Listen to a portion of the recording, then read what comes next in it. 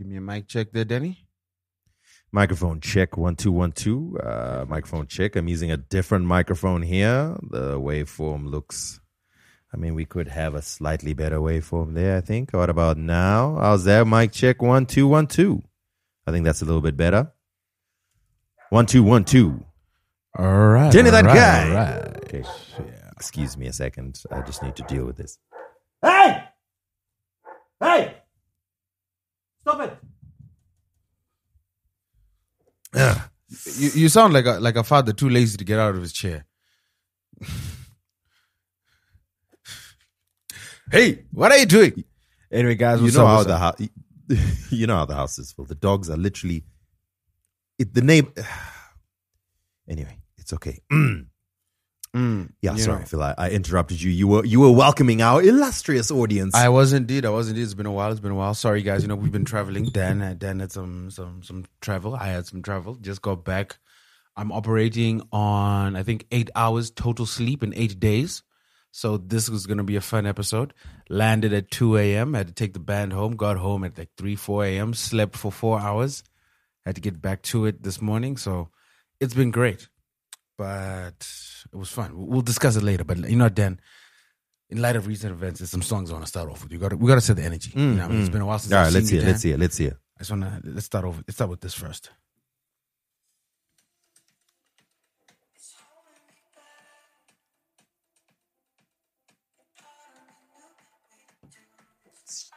It's. Are you sure this is being captured, Phil? Take a look at your waveforms there. I know it's not. I'm trying to connect it. Hold on, Dan.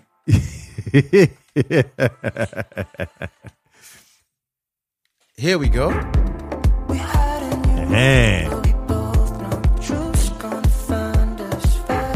Woo!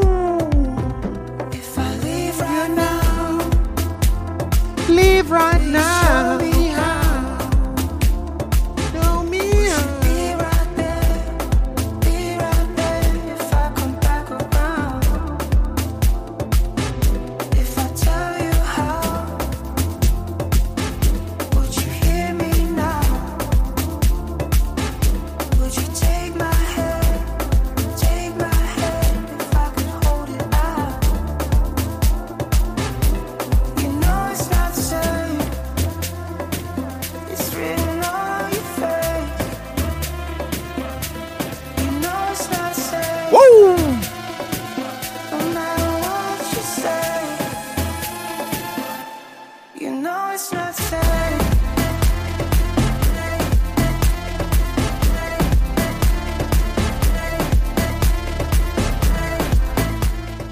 That is Nitefreak, Imad in Clubhouse with the latest release, Not the Same. We'll get into that later because there's a reason why we're playing that. But also, Dan, so I was in the streets of Kigali, just absorbing the culture, absorbing the streets. And I was put onto a Haitian act that is killing it in the Francophone. In Kigali? Yeah, they Francophone. Well, they speak Kinyarwanda, Swahili, and French.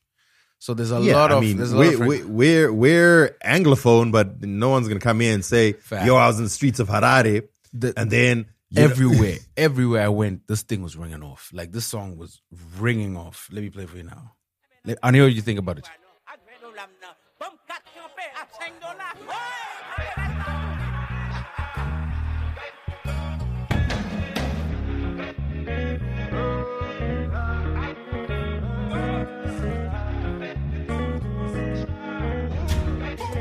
Ça vient d'en crétin, y'a pas de magie. On vient, on prend tout comme ça, y'a pas de gâchis. Pas de semblant, full baby dans 4 matiques. Elle habite solo et ça c'est fantastique, ça c'est méchant. Y'a les baby, c'est large et c'est crazy. J'ai ton épaule, dis-moi, tell me. Si j't'ai poussé, money, pay me. Nah. Yo, Judas, précis comme le sable d'un Yakuza. Si tu marches with me, babe, c'est tout droit. Ta carte est plaque, disons alléluia. Da, da, da. Yo, Judas, précis comme le sable d'un Yakuza. Si tu marches with me, babe, c'est tout droit. Ta carte est plaque, disons alléluia. Da, da, da. Baby, j'ai l'étal, vini. Da, da, da. Vini, vini, pas timide. Da, da, da. Drive en Lamborghini. Da, da, da. Chérie, nous sous sa campé. Da, da, da. Full BBL, baby. Da, da, da. sous sa campé dans. J'étais enchanté, j'étais cabissa plus les comptes. Je remercie Dieu parce qu'on a la santé. Je monte pas, baby, sinon y aura trop de débats. Allez, trop de talent. Let me skip into the breakdown. This breakdown is insane, Dan. Regarde tes blagues, disons alléluia. Baby, j'ai le temps fini. Vini, pas timide. Drive en Lamborghini. Chérie, nous sous sa campé dans. Oh, there's a lyric.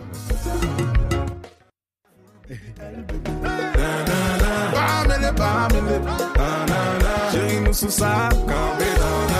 Baby, j'ai le temps fini. Vini, pas timide. Drive en Lamborghini. Chérie, nous sous sa campé dans. Pamele. Full BBL, baby. Pamele. Here comes.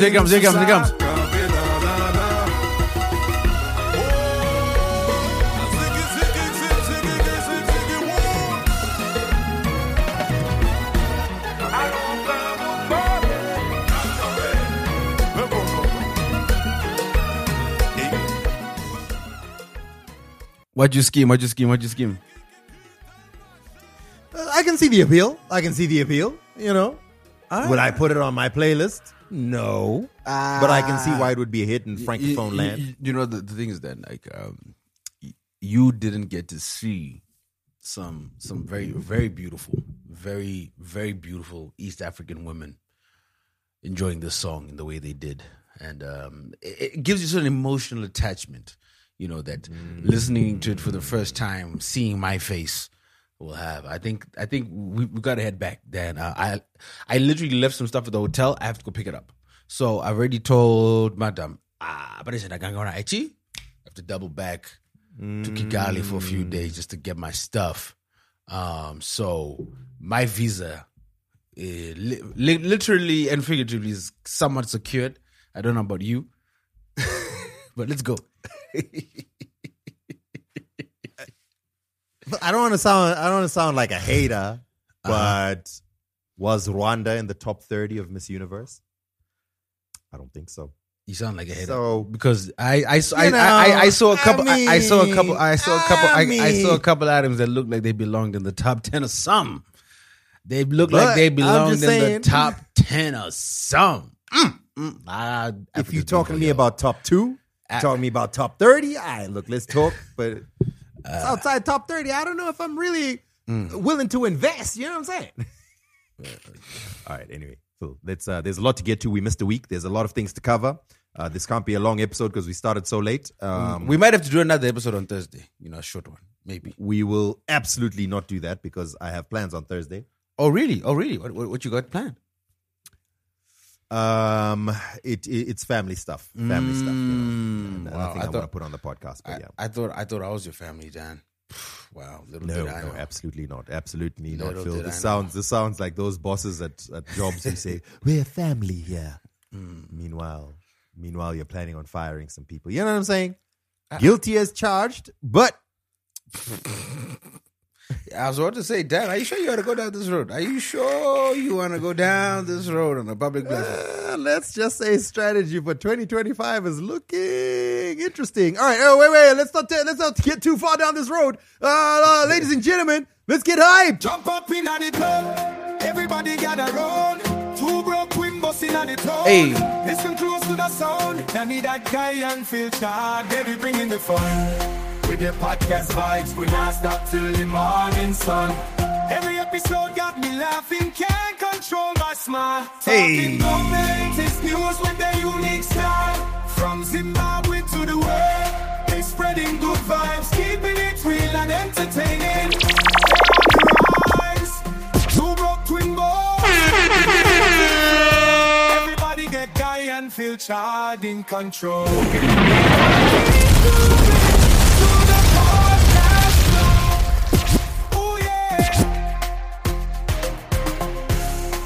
Keep moving to the podcast flow.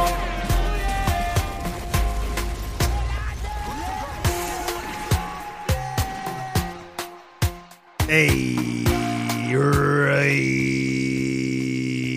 Welcome to another episode of your favorite podcast. Two Bro Twimbos are back one more again. My name's Danny That Guy. Hey, wait, no, this is not the part we do this. I'm confused. We didn't even do the whole dancehall intro. We just do did that now. I'm sorry, guys. No, you want to play the bid? Okay. We're both confused. Should I play the bid? I can play the bid for you. No, it's cool. No, it's not the bed. It's, I suppose we can just, it's fine. It's fine. You know what? It's fine. It's fine. We're good to go. We're good to go. Good to go. Are you? Good to go. Good to go. See what happens when you miss a week. We just get rusty, bro.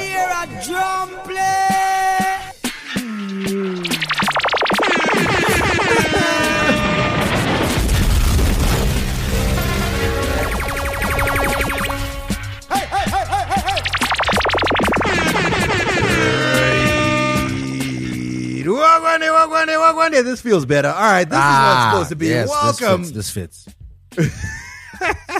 Our apologies. We're so sorry there. Hey, this be Two Broke Twimbos.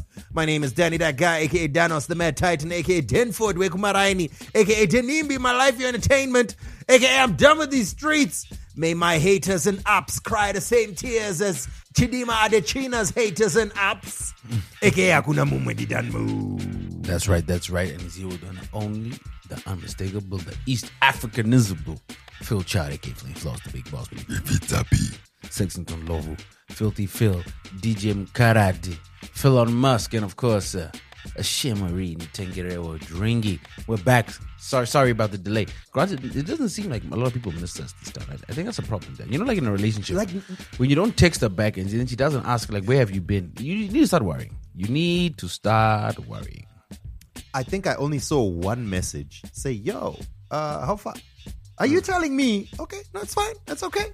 We see how it goes. Either one of two things is happening. Either y'all are becoming more empathetic and you understand that times are tough for everyone and you're understanding, which I think is very unlikely. Or y'all cheating.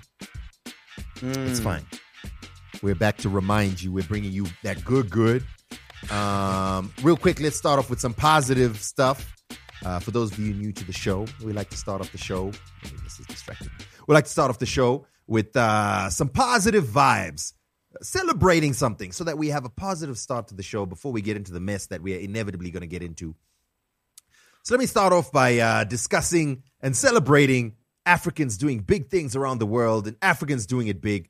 First of all, huge shout out to Zimbabwean Sakhile Dube, who's representing Zimbabwe. Representing us really well at Miss Universe, and unfortunately, she did not bring the crown home. In fact, she went far. She made it to the top 30 out of 125 plus contestants, I believe, and then unfortunately, she narrowly missed out on the top 12. So they moved from top 30 to top 12, and she didn't make it into the top 12. And there was only one African in the top 12. Did you watch the pageant? The pageant. Do you want the truth or do you want a lie? Yeah, I was thinking you were about that life, Dan. Clearly, we were mistaken. Of course, I'm not about that life, Phil. I don't watch Miss Universe. Okay, to be fair, I actually did consider it because I was like, what time is it going to be on? And then I saw an invitation to a live watch party at Belgrado restaurant at 4 a.m. And I was like, okay, cool. You know what? I will wake up and I'll see the results.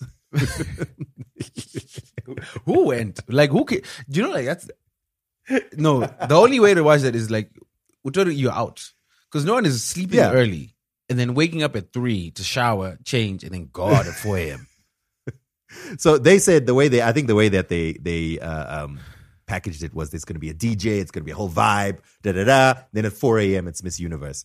But I don't know how practically that worked. I'd be very curious to see what it was like. It works. If people are out and they're drunk enough and they care, yeah. But the friction, you got to get the wheels moving. So what are you going to do, Phil? Are you going to stop the music, or are you just going to put it on the TV and the music keeps going, or what's the plan? I would say you lower the volume a little, and then you just have a little bit of thing. And the only time you really need to lower it is for the interviews portion of the program. and then you turn Yes, it back yes. Because, when you're drunk and the music is vibing, what you really want to hear is, I want to use this platform to make sure that children who are underrepresented will continue to receive the healthcare that they need. Yes. And I hope that as people look at my voluptuous body, they will be able to continue to support. I mean, Damn. come on. Why are you a bastard? Anyway, this is supposed to be a celebration. Mm-hmm. I apologize that it seems to be going in a negative direction. That was not the intention. Because you're a bastard. Sakhile Dube, who I think anyone who's been listening to this podcast knows I've been a fan, and I really thought that she had a lot of what it takes to take us far. And I mean, judging from the photos that were coming out, Sakhile was doing the things. In fact, even South Africans who were adopting her, of course, we'll discuss. There were probably other nefarious reasons why they were doing so. We need to be very careful about how we frame that, because how many? Because if it's on Twitter, I don't believe it anymore. Yeah, fair enough. But anyway, Sakhile, as I mentioned, made it to the top 30. She won the People's Choice fan vote, by the way. Ooh. Which is, it's fun. It's a nice thing, but it's like a small deal in the grand scheme of things. So that means we're clicking. We're there. Look at us, the new Nigerians, just online fraud. Did you see her outfit, the great Zimbabwean eagle inspired item? I did. That was gorgeous. Gorgeous. Was it an eagle? I thought it was a peacock. I was gorgeous. No, okay. So I thought it was amazing. Except for the eagle that was emblazoned on her chest. Just go to her Instagram, Phil. Mm-hmm. I thought, not that it was bad, I just thought it would have been better without it. If it was just like no eagle on her chest, just like a classy décolletage. A what? And the dress as it was, just, keep the eagle theme, but use the wings to represent that. And then the conical tower on the train of her dress, brilliant. Crazy, not practical. Who taught you all these terms? Like, all of a sudden now you're talking about emblazoned conical tower. Who taught you these things? You stop lying. Conical tower from Great Zimbabwe. What are you talking about? That has nothing to do with fashion. Look at you lying about tower. Dan, you're knee deep in these items. Don't even lie. You care about these items. Anyway, what I did see when I woke up on the Sunday morning, was it Sunday or Saturday? I can't remember. And I was now looking through my Twitter as I was dodging all the pro-Trump tweets. I saw several people like, but Zimbabwe's representation though. And I agreed. I think she deserved to go past top 30. She should have been at least top 12. I do also agree that the competition was stiff. Chidimma was incredible. I mean, I was just supporting her for the troll factor. You know what I'm saying? Because I really want to see those xenophobes suffer. But just from the clips I saw, she carried herself so well. She looked like proper winner material. So I was actually like, okay. And I mean, I don't know the intricacies and all the nuances of what constitutes a winner of Miss Universe. But, if I was making the decision, I would have given Sakhile number 1. But Chidimma would have got number 2. Speaking of Chidimma Adetshina representing Nigeria, current Miss Universe Nigeria. There's a whole story behind that. Go back to previous episodes if you want to find out more. She made it to first runner-up. In other words, she was second in the whole world. She lost to Miss Denmark, blonde, blue-eyed Barbie person. And already the I think it was Donald Trump Jr. or something. I don't know, whoever posted talking about finally a real woman has won or something. And everyone's like, what do you mean by that? So anyway, it's a whole thing. I'm in a group with some people from Denmark. And in this group, they mentioned, oh, look, we won. But, honestly, I think Chidimma should have taken it. But I guess we'll take it. I was like, y'all are being very gracious about this, and I appreciate it. Mm-hmm. I appreciate it. Thank you. But I think everyone sort of agreed in general, at least in the circles that I am in and in the bubble that I exist in, it felt like a robbery. But anyway, huge. This is a celebration. I'm going down the wrong path again. Huge shout out to Sakhile Dube representing Zimbabwe. She looked incredible. Her dresses were amazing. The way she walked, carried herself, everything was just incredible. So the only thing I mentioned, I thought that she does have a somewhat strong Zimbabwean accent. And I wonder if that, depending on who the judges are, I wonder if that prejudices us somehow. And maybe I'm biased because I'm from here and profit in their hometown and so on and so forth.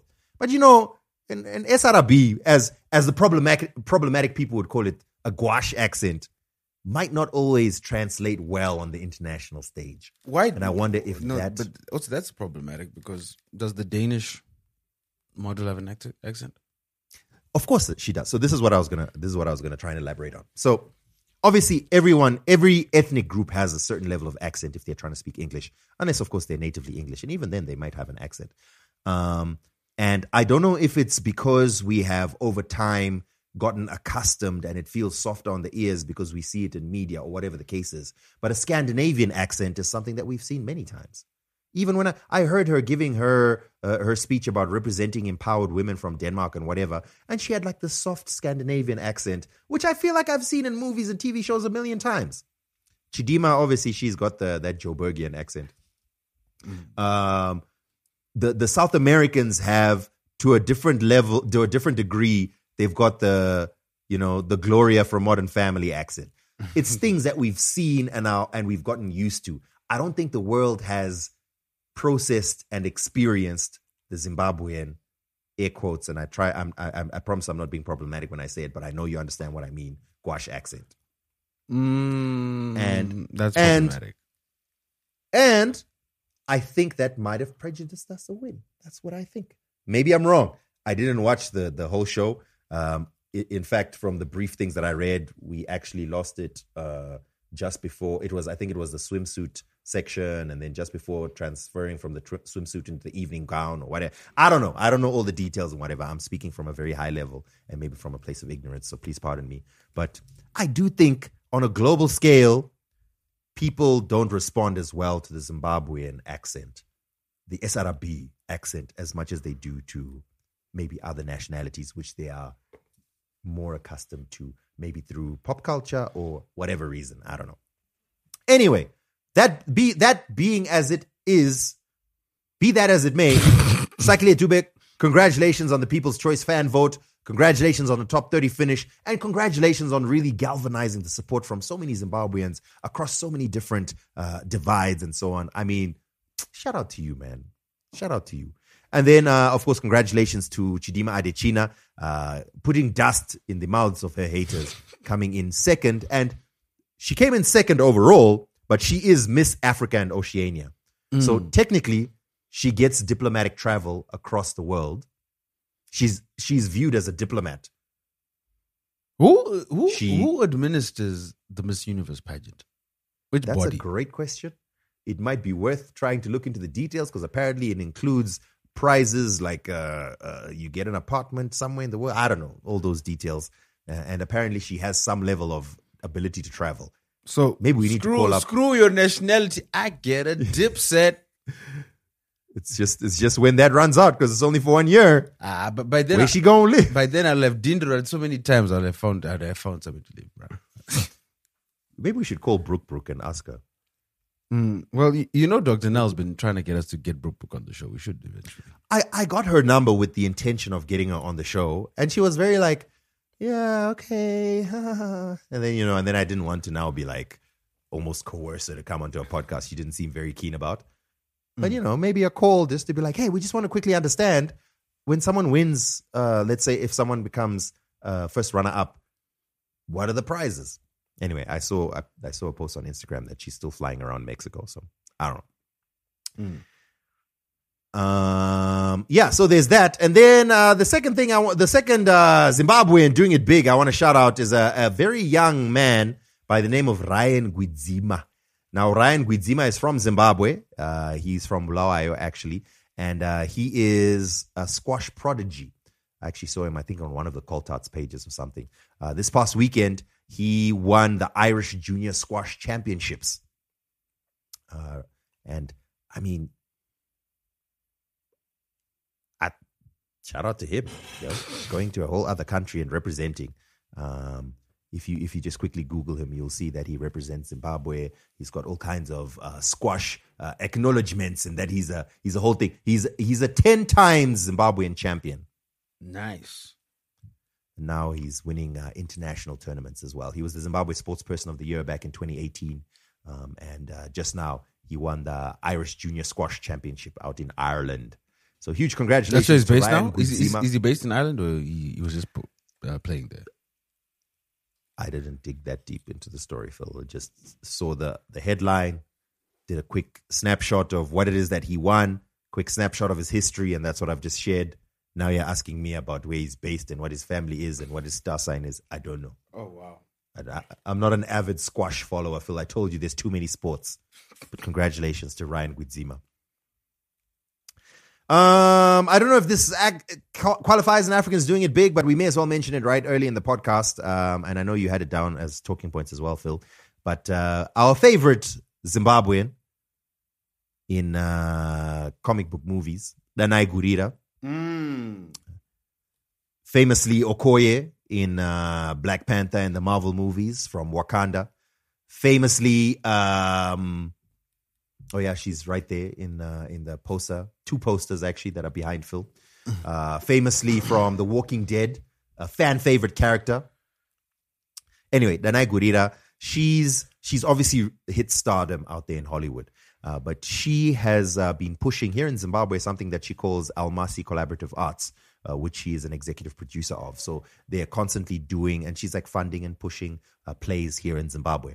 So she's just announced one that's going to be happening here in Zimbabwe at the National Arts Gallery in Zimbabwe. It's called Family Riots, and it is a groundbreaking production, as they describe, by Gideon Jeff Wabvuta. So I saw it on her Instagram. She posted on her Instagram. Obviously, all her Marvel fans and whatever, just like, yes, Queen, blah, blah, blah. I mean, they don't understand what National Arts Gallery is or whatever.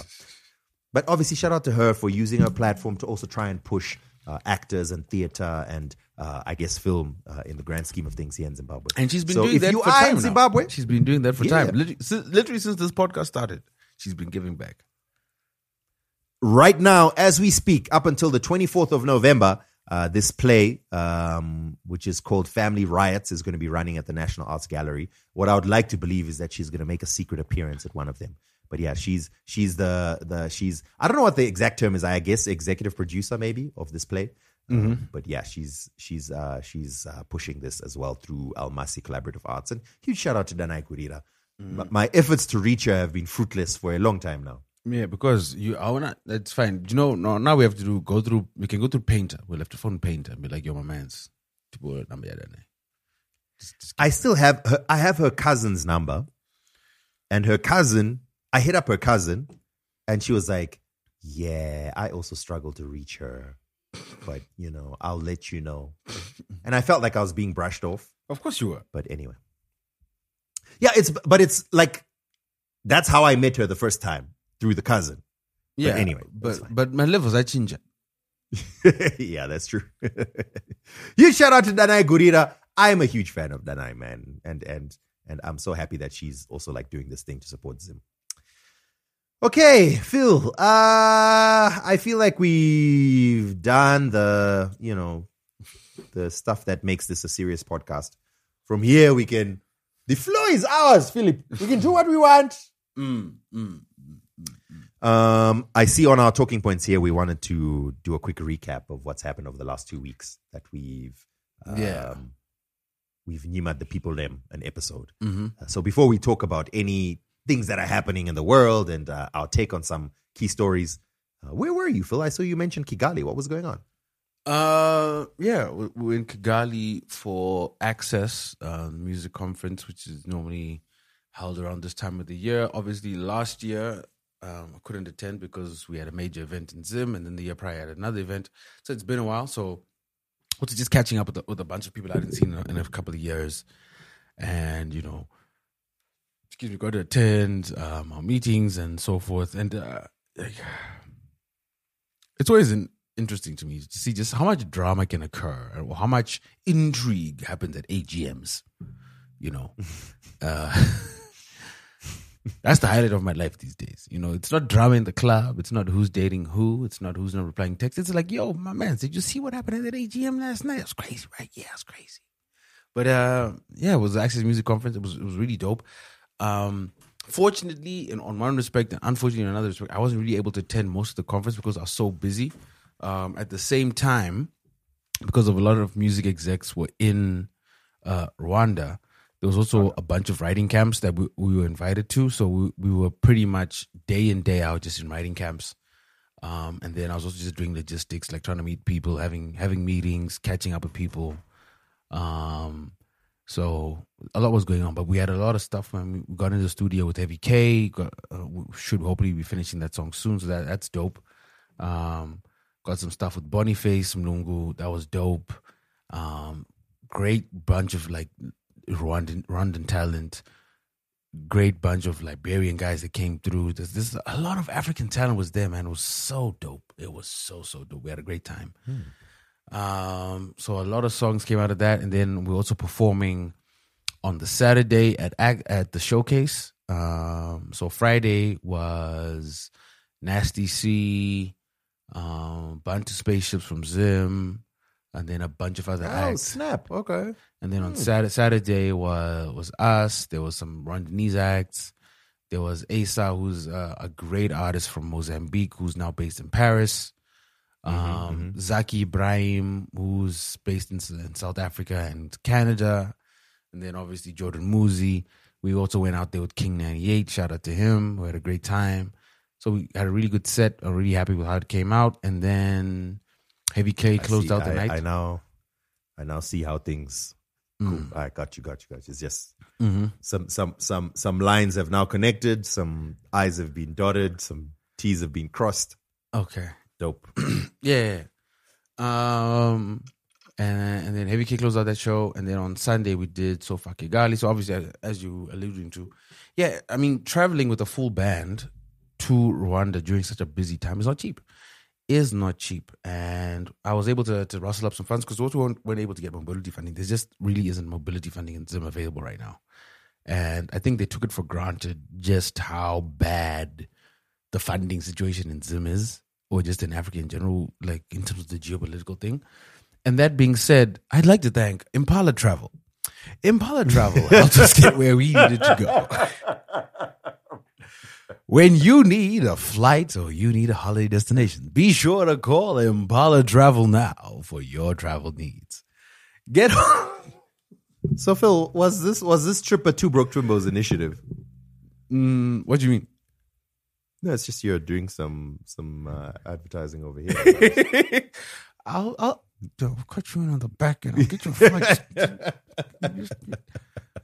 As I was saying before, Danny, not dope, man. Not dope. No, I was watching your stories. I saw some dope content coming through from there. I was like, I wasn't really posting that much. That's the thing. The thing is, like, I realized I've gotten to that age where, like, I don't want to post my life anymore. Yeah, I also got to, like, I'm actively telling myself, like, oh, Dan, post some stuff. You know, you got to feed the streets. And I was like, no, I don't really, do I?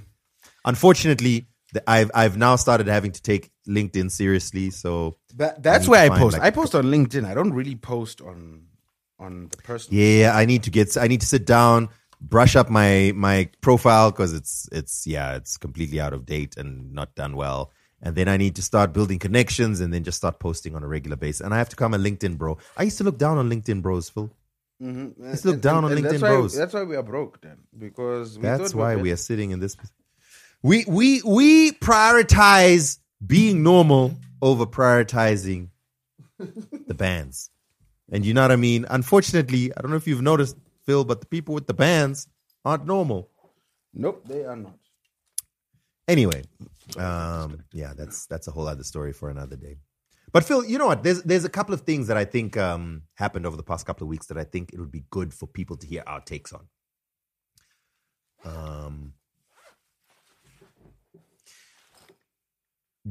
I've listed them down in the Gaga section. Just a couple of things. Are we done with the catch up? I mean, let's just touch on it now before we get to go for it. I think the other episode we missed, sadly, because the week just got really hectic following, was Hinde. Hinde was about 10 days ago. And without a shadow of a doubt, to me, that was the best Afrotech / dance event I've ever seen hosted in Zim. The energy was incredible. I think obviously there's a lot of excitement for people to see Nitefreak. There was also a large youth contingent. If you head on over to YouTube right now, you'll see the recording of the set, and you'll see a bunch of youthies especially from the Vit side of town, front and center. You're making accusations here.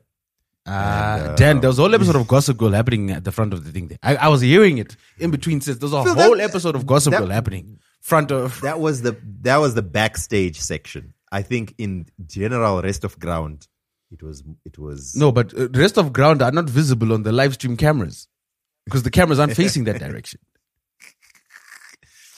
Yeah, we just saw the video just came up about an hour before recording of a Nitefreak set. But I agree with Phil. I really enjoyed. I haven't really been plugged into Afrotech spaces in Zim. Even globally, I haven't really been paying too much attention. But every time a song comes that I'm really feeling, I add it to my playlist and so on. And I've noticed that recently I've been getting more and more into some Afrotech joints. And so, I was expecting that, this Nitefreak situation is going to be dope. And literally from when I arrived, every performance was dope. I enjoyed especially every single Jay. one. Shout out to Jay, man. Jay's set was insane. Jay was really, incredible, and I'd never heard Jay before that. I posted on Twitter just after his set, like, yo, what's Jay's at? Because I want to follow him and find out where the spaces that he goes to and whatever. And then people shared with me, and I realized that he's not actually that followed, or at least on socials, or at least on Twitter. I don't know, maybe on other spaces. Then after his set, I went up to him. I was like, yo, dude, that was an amazing set. And he was like, yeah, cool. And I was like, all right, listen, I'm trying to find your socials so that I can follow you and find out other places that you perform. So I think I feel like it's the same feeling I always have about artists and creatives in Zim, which is your level of ability and the way people appreciate you versus the level of place that you have in society are not matching. Like, I should not be looking for Jay the level that he's at. Do you know what I'm saying? But also, Dan, I should be. I know the reason why. I'm just expressing my frustration. What's the reason why? In general, there's a broader discussion about the arts and the creative spaces. No, that's not what I was getting at all. Not at all. Even the most successful DJs and artists and singers and songwriters and producers are not at the level that they're supposed to be monetarily and that's not even what I was getting at. What I was going to get at is this is a proof positive of why I keep saying, dang, you need to be out in these streets. Okay. Here's why I'm going to disagree with you. I don't need to be out in these streets. Out in the streets is not made for me. I make out in these streets, at least through one of the avenues that I work in. I work on radio. I should be able to also see what do people like radio-wise, even if it's different to what's happening in the clubs and so on. And as much as you say that, my point is I went to go follow him on the socials. And from the level of performance that he had and the level of followership that he has on the socials tells me that there's a disconnect. This man has clearly been in the game for a minute. The people who know, absolutely. But in a different environment, I feel that he would be bigger than he is from a public persona, from his followership on radio. So I linked up with him and I was like, listen, I'm going to make sure that we get you on radio. Partly because I also want to boost his profile, but also partly, from our own perspective, I want to get some dope stuff on radio from an Afrotech perspective. Mm-hmm. So I hear you, but I also believe that, Phil, I'm in my late 30s, man. I don't need to still go to the streets. I'm at the stage where what is popping in the streets should find me where I am. If it hasn't found me, and this is where I disagree. It's popping for those in the streets. This is where you can disagree all you want, but I'm not going to go into the streets. That is your decision. But I'm literally coming from a conference with industry leaders across the board, from the business admin side, from radio, from live promotions, from artist management, etc. The majority of these people are 40, 50, 60 years old. And they will tell you, I saw it for myself, these people had more stamina than me. Like Friday night, they got home at 4 a.m., 5 a.m., up at 9 the next day for the conference. And they're like, yo, we don't enjoy it, obviously. We want to sleep. But for us to be able to deliver a quality product to whatever fans or whatever followers, whatever customers we are serving, we've got to be on the pulse of what's happening.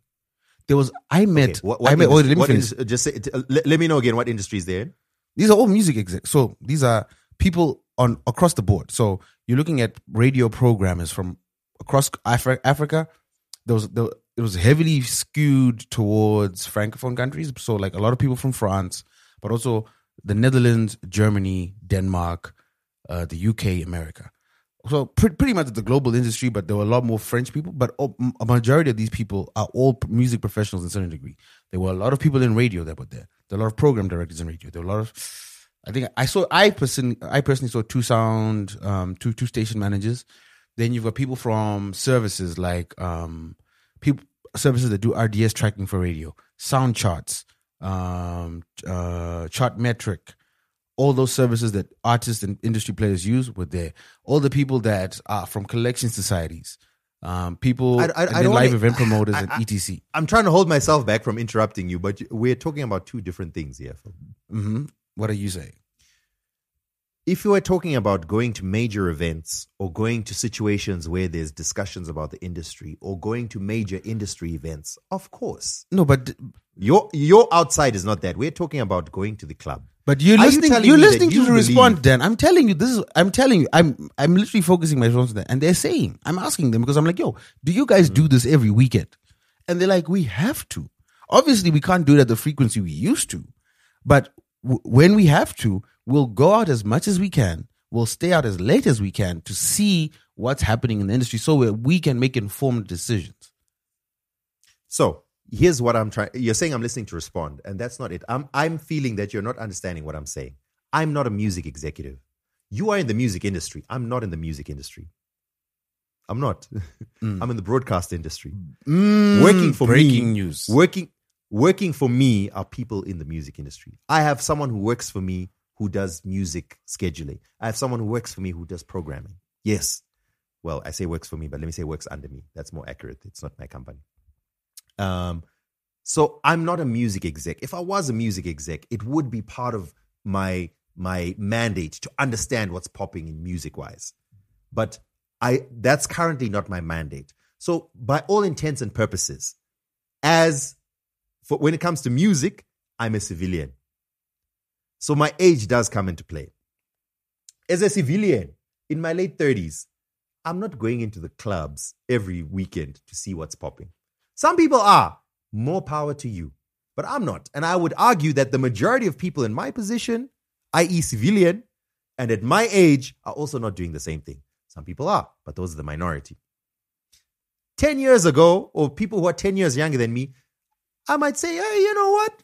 Almost the majority are out at the parties, the events, the clubs, the whatever it is that's happening where music is playing.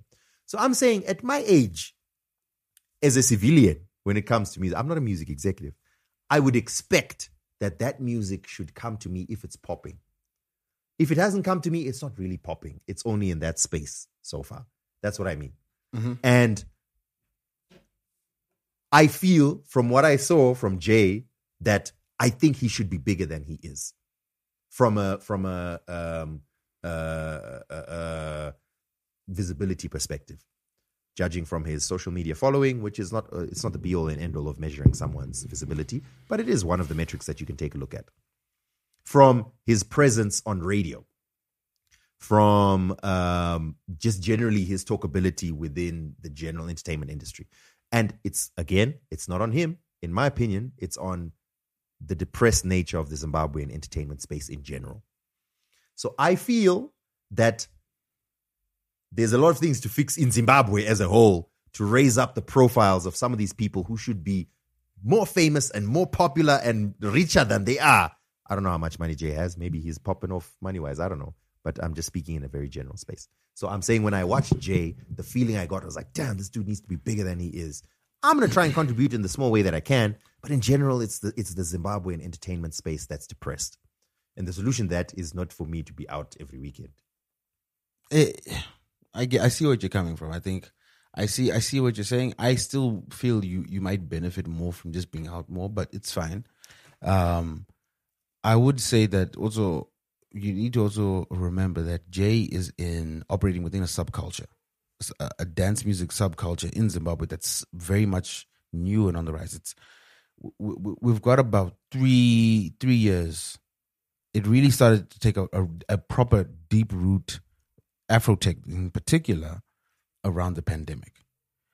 And coming out of that, when you look at who are the big names in Afrotech and Zim, outside of Nitefreak, the local guys sadly don't have much of a following. So you got Sam Cosmic, you've got Halu, of course, you got Ace, but Ace is an open format DJ who's now kind of shifted more towards house, but he's still an open format DJ. You got Mimi. Phil, why are you forgetting Bam Bam Madam? Exactly, Bam Bam Madam. Another example. All of them, if you look at their followings, are around the same, because I think that's where the culture still is. It is. I get it. It's a small subculture that's growing, obviously, but in the grand scheme of Zimbabwean music, it's still relatively small. Yeah, I mean, when you look at it, like in terms of what Nitefreak has done globally, if you look at what Nitefreak is doing globally, and this is his homecoming concert and his first major concert in Harare ever. When you now put that in perspective, and like, can you imagine, like, because he was at Burning Man. Can you imagine him sitting with Diplo and saying, "Yo, I'm going back home next weekend." Oh, dope. So yeah, you did Burning Man, and then you've done all these festivals and all these major events. You've done Neverland. You've done this, that, and the third. I bet. So how many? What capacity is the joint you're going to perform at? It's like, I don't know, maybe 1.5, if that. You know what I mean? And but to be fair, Phil, the people who came for Nitefreak, they were fanning out over Nitefreak. But that's my point. Which is kind of nice. It's 1.5 super fans, 1.5 to 2,000 super fans. But if he was in any other genre, achieving what he's achieving, doing what he's doing, and did a homecoming concert, he would easily HICC. HICC would be like, I think, the third option in terms of, I'd be sure we want to go this small. You know what I mean? Yeah. So it's emblematic of what the culture is, but these type of events are necessary to push the culture forward. I love what he did. I love the set. I love the whole night. I love the creation of it. It's been dope. So it's dope to see. So in terms of Jay and all the other acts, granted, yes, they should be bigger because these guys are really talented. But considering where they're operating, they're kind of in that niche. And also, it's clearly growing, though. I expect in the next couple of years, it's gonna. I don't think it will be the main genre in Zim, obviously, or anything like that. But I think there will be a healthy group of people who are like, I crave for these Afrotech events. Yeah, and also I hope that happens. Also with the dance music, there's a lot of people that they listen more than they follow. As in, they'll be familiar with songs, or they'll be familiar with artists, so they'll be heavy followers on the streaming platforms, but not necessarily on the social media platforms. True. Well, look, if you have an opportunity to go to Hinde, there was Hinde in Harare, then Hinde in Bulawayo, and it was an experience. It was a vibe. Without a shadow of a doubt, the best. Like I said, I was sitting there with Dan. I was so just mentally exhausted from like how blown away I was. I was like, this is one of the best events I've been to ever, and I can't give enough praise to how much fun I had that night. Like, that was a great night, even though your wife said I had resting bitch face all night.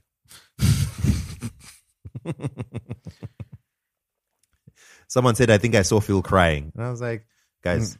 I actually did cry. I did cry when Camille came on. There's crying, and there's a thug tear fighting its way down your cheek while you mean mug. That's not crying, okay? You need to learn to show more emotion, Phil. Okay. Mm-hmm. When you're having a good time, let the people around you also know that this is nice. Even if you say it verbally, this is pleasant to listen to, would be very helpful for us to know that you're having a good time. Oh, where? Okay, cool. Yeah, if you just say that, that's all. This is pleasing my body. Yo, man, huge shout out to Nitefreak. Huge shout out to Jay, Sam Cosmic, Bam Bam Madam, Ace Forever. Who else performed? I think that's no, Ace wasn't there. Ace wasn't there. It was Mimi. Mimi opened. Mimi. Bam, yeah. Okay, I missed Mimi. I didn't see Mimi. I saw Bam Bam Madam. Then I saw Jay. Then Sam Cosmic. And then Nitefreak. And it was a vibe. And I think people had a great time. Everyone all the reviews I've heard of it was that it was phenomenal. And yeah, we had a good time as well. So huge shout out to Nitefreak, huge shout out to Hinde as a whole. Vibes on vibes. I hope to see the next one even bigger than this one. Yeah. And then in following, since we're outside that weekend, the next day, the madams decided, we're going to La Parada. La Parada just happened. We're gonna get. This is very true. I was just told we're going to La Parada. As was I. I was just like, oh, okay. If I had known, none of us knew. So let me set the scene. Dan. So we've been told we're going to La Parada, and so I dress in my normal Sunday fashion. Shorts, football jersey. I'm told no, that's unacceptable. You need to dress up for this occasion. Oh wait, I forgot to mention Ryan Synth. Sorry, Ryan Synth after Nitefreak. He was also fire. Yes. Huge shout out to Ryan Synth. Ryan Synth I forgot before we move on. And Ryan Synth was incredible. Huge shout out to Ryan Synth. Also been following him for a minute now. Anyway, sorry. Go ahead. So we're told. And then I was told to go change. So I was like, fine, I'll dress up. So you know what I changed into? I changed into a cotton shirt and some beach shorts and some Jordans. And that was the best she was going to get. So get and then you got a book online. And now in retrospect, I realize why. So there's no official page yet. And when you book the table, you book through the South African website. And the website doesn't show you the menu or the prices. That should have been a red flag, but we were like, nah, it's gonna be cool. You know what I mean? What could go wrong? What could go wrong? We get there, and immediately they bring the menu, and I'm looking at the menu, and I'm like, I look over, and I'm like, these prices are crazy. But I think others got it in their heads that we're gonna have a good time today. You know what? Let's just enjoy the new venue. It was further amplified by the fact that obviously Dan and his wifey were coming, and then triply amplified. But we now saw a brother. In fact, I think we remember his name. Zandi celebrated her birthday, and her brother was at the venue trying to book a table, but he didn't realize you can't book a table like the old-fashioned way. You have to book it online. And they told him, sir, it's a Sunday be fully booked. So then we're just like, screw it. We'll change our table, and then you and Zandi and her family can just join our table, and we'll have a thing, because Zandi was coming for her birthday lunch. So people start arriving, people start ordering appetizers, and then Zandi's mom, shout out to her, Mrs. Movie, comes through, and she's like, guys, you're telling a lot of stories, Phil, for something that's very straightforward. No. Let's. I'm trying to set the scene. I'm trying to explain how we got. When we get to the end, people understand, because questions are going to be asked. If we just came out and said, "Yo, the bill was so much," people are going to ask you guys were ordering oyster and lobster. Explain.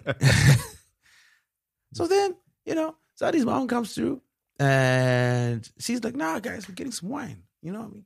And she said verbatim, you know how you get the best wine at an establishment? You get the most expensive bottle. And she's ordered for the table. And she was like, no, let's get two. Bam, bam, bam. So now the wine is flowing. Conversation is great, you know what I mean? Good vibes, good energy. The music starts playing as the sun goes down. We're surrounded by baddies. And that's also when we should have realized we were in uncharted waters.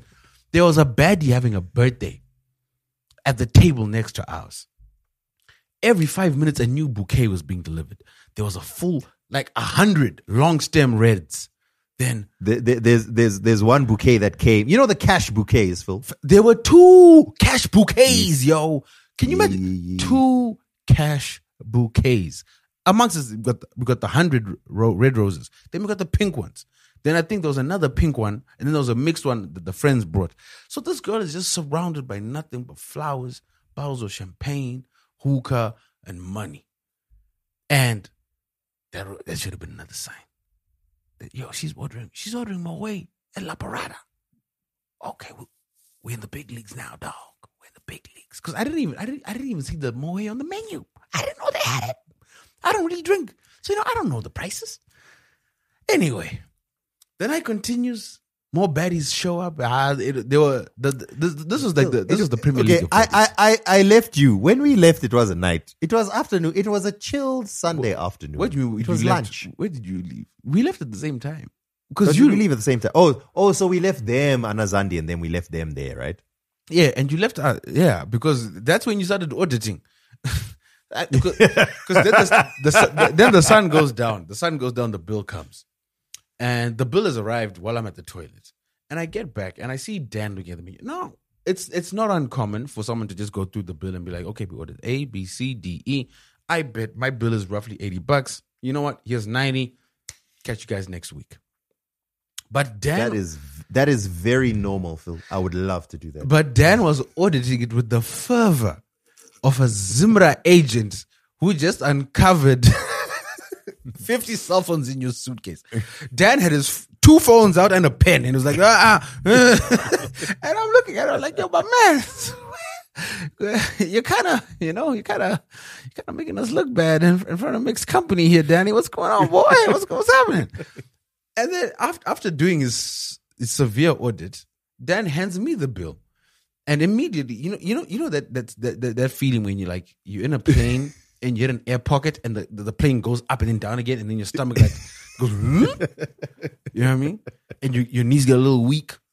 That's what happened when I saw that bill. The bill was around $800. $800 for lunch and a few bottles of wine. I have to try and explain, okay? Phil painted this whole story. Here's the situation. It was Phil and his madam. Me and my madam. That was the original crew. 4 people. Mm-hmm. Then, food, drinks, whatever. Then, and then there was Jordan Muzi. Sorry, there was 5, right? Mm-hmm. Then, add to that, Sandy's brother, Sandy's mom, Sandy, and Sandy's man, who joined later and stayed after we left. They were, in fact, I think they also had a separate bill that came afterwards and whatever for their own arrangement. But initially, it was basically the 5 of us. Mm-hmm. Phil's madam, Jordan, my madam, and me. 5 of us. When we received the menus, I remember thinking, oh, okay, slightly more than I'm used to. Mm-hmm. But, it's fine. It's a fancy plate. The place looks gorgeous, nice. Gorgeous. Beautiful space. Mm-hmm. Oh, it's beautiful. Sit down. I don't know what was going on with the manager or whatever, Jordan, and that's all. Jordan and Korn had it on lock, bro. We were getting the VIP treatment. But the point is, when the bill, when we sat down, I was like, okay, the prices were pretty high. I figured we were very loose in our ordering. We ordered bottles of wine. We ordered whatever we wanted to eat. We ordered starters and entrees and what, you know what I mean? The bill is probably going to be in the region of $400. That's what I thought. Mm-hmm. So in my head, I was thinking, okay, cash on me, I have maybe like 100 and some change. We should be good. And then I was like, okay, but we got a card, so we'll swipe by card. The card wasn't working. But in my head, I was thinking, we've got cash, so it's fine. When the bill came at close to $800, I was like, hey-ho. Anyway, I don't want to dwell on this too much, but... We must dwell. The point is, we must dwell on it, Dan. The point is, and I saw Phil was judging me. I saw, you know what I'm saying? I saw you're like, oh, Dan, you got to order the bill there. I was like, all right, here you go. I also, and you got quiet real quick. I pulled up my phone. I was like, we're going through this line by line. I was like, open up the spreadsheet, get that spreadsheet popping. I'm not even doing calculator. I'm going spreadsheet because we need to validate these figures. God damn it. Does anyone have a budgeting app or something? Because first of all, even if you validate, also what Phil described, I think, this is one of the perennial topics on the timeline. When it's a group and the bill comes, some people get the ick whenever you're now calculating, hey, how much did I eat? What, right? But picture it this way, right? There's basically 3 separate groups. The bill's $800. I don't think anyone's going to say, I got it. You know what I'm saying? I'm definitely not going to say that. I don't know if Phil is going to say I don't know. I'm definitely not going to say I got it. Neither am I going to say let's split it 4 ways or 3 ways. Let's split it 3 ways because, excuse you, can you see what the total bill is? So I went to see what did we eat? What did we order? What's the acceptable tip? That's what we're going to put in. Yeah, what's an acceptable buffer to, just to, it was real. People were pissed. And the thing is, right, it just catches you unawares because at that level, like a nice establishment of that size, it's kind of like, Vic 22 / the wine bar. And wine bar, I remember we did someone's birthday party there and there were 15 people. The bill was $400. So that feels normal. You know what I mean? That feels normal. Okay, those of you who are listening from Europe, I know you're listening to those prices and you're like, what? Why was it so cheap? Okay, y'all don't live in normal environments. Okay, Zim is generally expensive compared to the region. I said Europe. Now after being in Rwanda, I'm like, you know what? I need to come back to it. Dan, Pakaipa. Anyway, continue your story. I'll come back. Thank you for reminding me. I just wanted to say, also when you're having a good time, you don't want to worry too much about money, right? You don't worry too much about money. You just want to, hey, we had a good time. Let's pay whatever money needs to. Listen, we were not over here. We were ordering bottles of wine. We were ordering starters and steaks and whatever. Let's not sit here and be like, oh, how much did you eat? How much did you? But that was an egregious bill. That was an egregious bill. That was Phil. That was less than the tab we had at Culture Fest. That is what I'm saying. Dude, I've been like multiple bottles. I've been to the club, yo. I go to the club. We'll be squad deep, Verve and the works, and we don't even come close to that. I'm like, what is happening? That's someone's salary. And that's someone in middle management salary. You know what I'm saying? Anyway, to answer that general perennial conversation on the timeline, I think it is perfectly acceptable for someone to say, oh, please, can you pass the bill? Okay, I ate this. I drank this. Okay, my contribution is $120. Here you go. Done. I know I got this, so let's just split it in 4. Hey, I remember that happened to us the other day. We went to Kelly's Cuttings, and then someone was having a lunch there. So Kelly's Cuttings, they have a nice Sunday roast. Have you been there? You actually should. Yeah. It's really dope. Very dope place. Really dope. I was there early days. Then the bill came, and the bill was like, I'll tell you when we're off here. I'll tell you who. Do you know who owns the place? No, you tell me off here. Okay, we'll discuss. We'll discuss off here. So the bill came and it was a figure, right? It was like maybe $400-500. But keep in mind, I don't drink, so I wasn't drinking. My dad wasn't drinking, but people have been ordering cocktails. So a lot of that bill, was the cocktails. Was cocktails, and they're like, let's just split it evenly. And I was just looking at them like, yeah. But guys, my food was $15. Why am I paying for it? I had food I had food. Like you mentioned, Zandi's mom was like, yo, you know how you tell the best wine? You just order the most expensive bottle. Please, can I have another one? Mm-hmm. How are we going to split the bill when someone is thinking like that? How are we going to split the bill? No, fam. Your madame was also like, ooh, I want to try everything. Okay, I'll have this one and this one and this one. And I was like, yeah. Mm-hmm. Yeah. Also, fam, what am I going to say to Mrs. Mubi? I'm not going to say anything to Mrs. Mubi. Huh? The woman is responsible for our childhood memories. That's an OG in the game. Huh? That's circus and Londoners. What am I going to say to her? This is a line of work. my point is, if you feel embarrassed or you feel it's embarrassing, and of course, what is embarrassing is to make a big deal or to make a scene out of it. But to simply take the bill and say, oh yeah, we ate $100 worth, we're going to put in 120 or 130, something like that. I feel like that's very normal. It's reasonable. We move. I find it ridiculous. I feel like people don't live real lives where they're like, no, you must just, how can you be looking at each bill like you're an accountant? Da, da, da. The people who say that are the ones who order like crazy. No. What were you about to say? Is Rwanda more expensive than Zim? Oh, my guy. Do you know, so let me, actually, I should have actually spent some time discussing this. So, there are times when I leave Zim and I appreciate Zim. And I think it's good to travel Africa just to understand where we've come from. So Rwanda has generally been a very poor income country. And now all of a sudden, it's really increasing their GDP, and it's fastest GDP in Africa for the last couple of years, and they're expanding and they're growing at a rapid rate. And some would say it's growing faster than the education system would allow them, because they don't really have a fully skilled task force, so they're borrowing a lot of task force.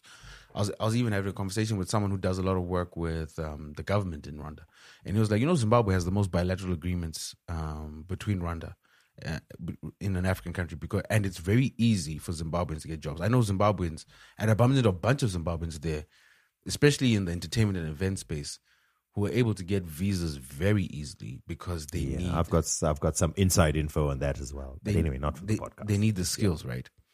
And we need to talk about it, because I'm going back soon. I'm definitely going back soon, because there's so much happening. There's so much opportunity, but also at the same time, so there's so many bikes. So people catch these bikes as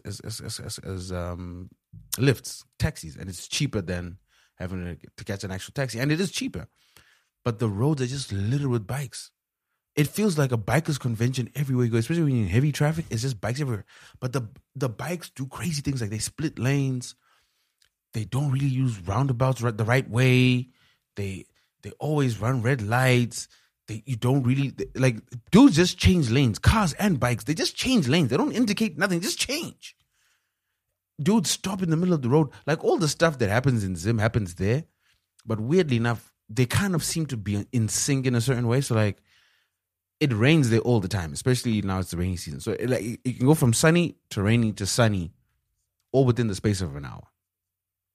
And in Harare, we know the moment a drop of water falls, accident by robots. There, not so much. But the driving is insane. Dudes it is scary.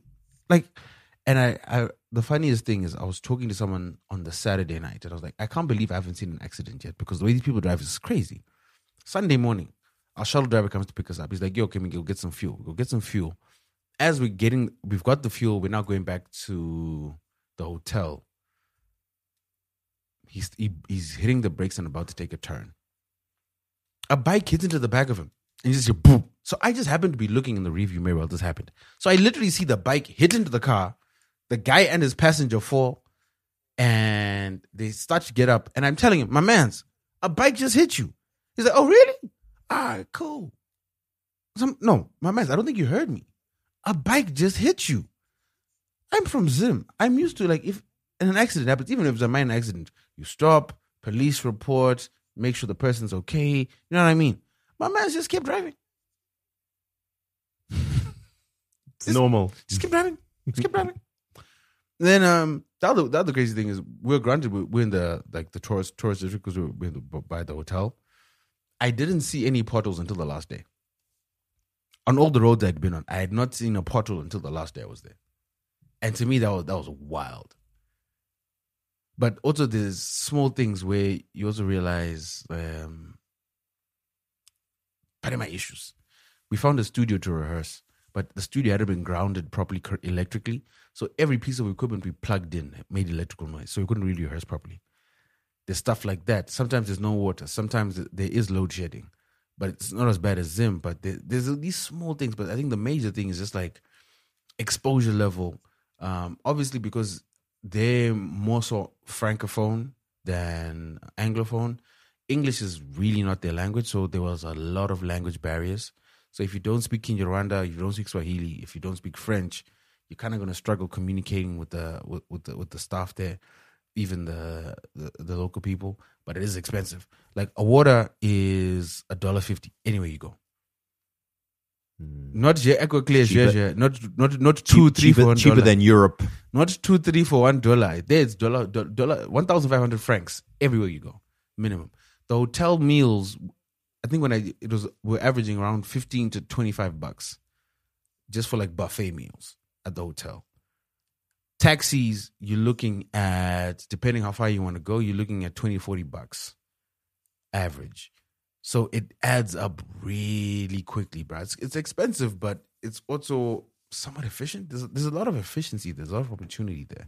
But I don't care what you say, Phil. It's not more expensive than La Parada.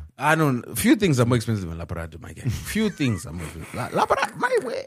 I told people, yo, La Parada is nice. Like if you want to go there, go and have a good time. Just make sure you eat. It's nice. Just make sure you eat before you go there.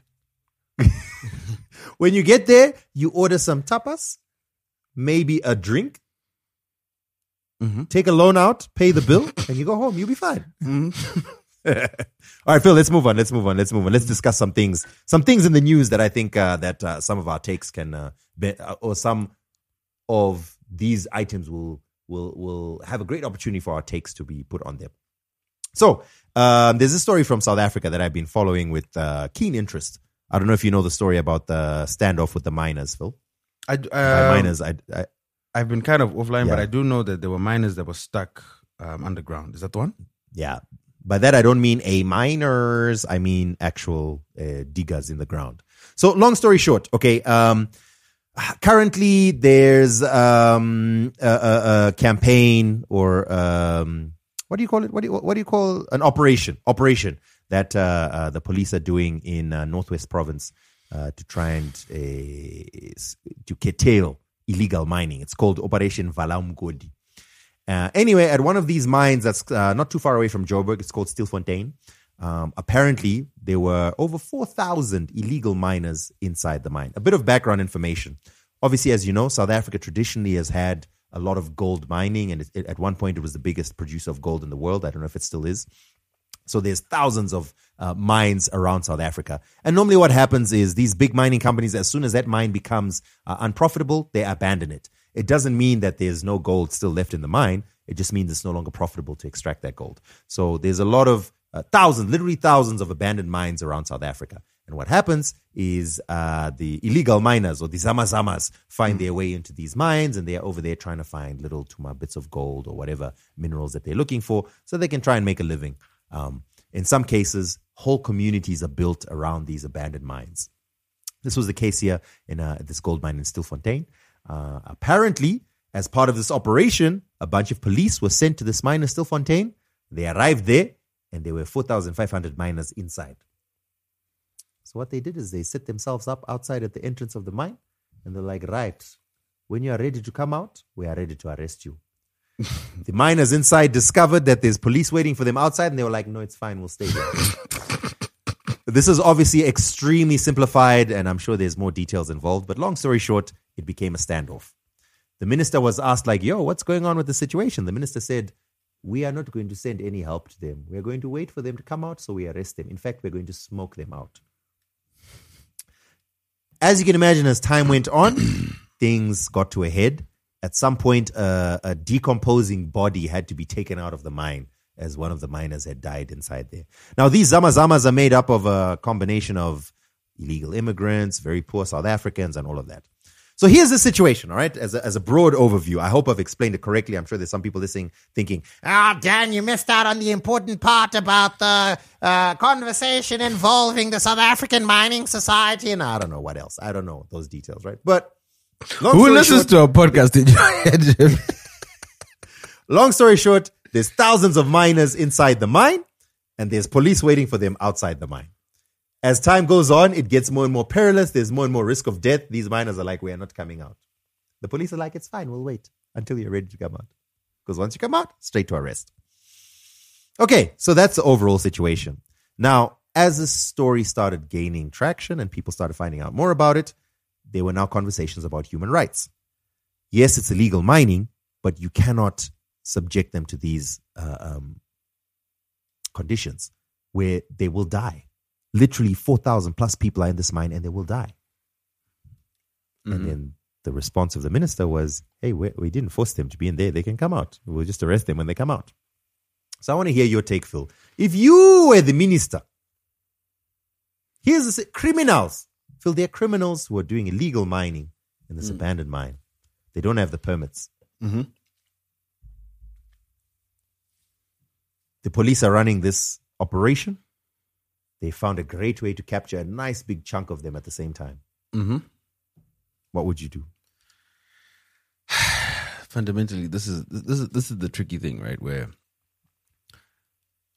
there's morality and there's legality, and sometimes those don't intersect. And I think this is one of those instances where legality and morality don't intersect. A lot of these individuals are not mining because they're trying to support a crime, like a criminal network, so to speak, right? They're risking their lives. The reason why some of these mines have been abandoned / condemned is because, A, as you mentioned, the yield isn't profitable, but it also be these aren't maintained, or the safety, there could be gas, etc. down there that renders this place unsafe, and it doesn't pass the inspection.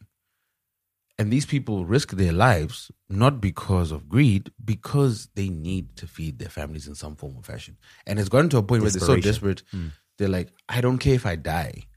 Let me at least try and feed my family. So you then come in with on this moral high horse, like, okay, you guys are criminals. We're going to treat you like criminals. Come out so we can arrest you.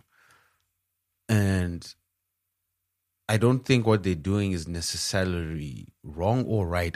I think it's a natural response. Like, okay, I'm not going to walk myself to my own arrest until the conditions are so bad that I have to. But at the same time, at which point do you realize, like, yo, the PR is starting to shift here. The PR is no longer we're arresting criminals. The PR is now we pretty much have created our own self-inflicted hostage situation, and people are dying. Like, innocent people are dying. To what end? So that we can just get the stats up. Because ultimately, what are we doing here? Are we trying to send a message to illegal miners? Are we trying to protect the interests of large mining companies who don't want to compete with these illegal miners on the market? Are we trying to send a message to people that there are other options? Because if you've been reading the news, there's not that much, like, in terms of the job market in South Africa is really tight right now. The economy is really tight right now, globally and especially in South Africa. So I'm failing to understand, if I was in the minister's comms department, I would have taken a slightly different approach. Granted, you obviously don't want to turn a blind eye to criminality. It's just it's a bad look across the board. But you can't then have a hard and fast rule and not adapt when the situation is adapting. You know what I mean? So there's something that you said that I really want to expand on, which I think, and by the way, I heard this discussion also happening on the 6 Foot Weights podcast. I thought it was very interesting because I was also following the story, and I was looking for. I wish we had recorded last week because I was looking forward to bringing it up in the podcast last week. So obviously things have developed. I think this week a court order was actually put out that the police need to relax for a bit. So I don't know how it's going to be. I think that story actually came out today. Let me just take a quick look.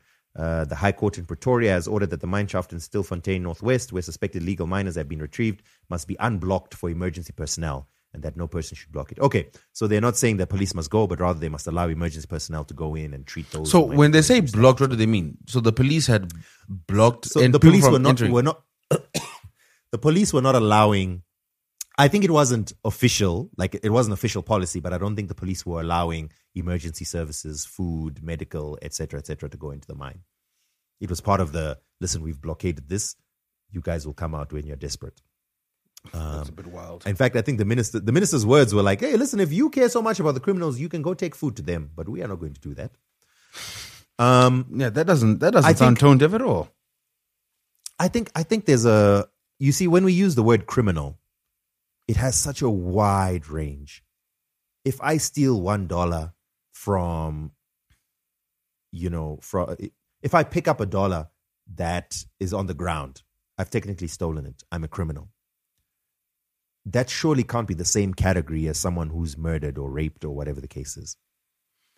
But using the word, it applies across the board. And I think I agree with what you're saying, that on the one hand, yes, these are technically criminals. They're breaking the law. They've committed a crime. But on the flip side, the crime they've committed is they don't have a permit. Like, really? So they deserve to die because they don't have a permit. It's different to killing, stealing, robbing, decimating communities, etc.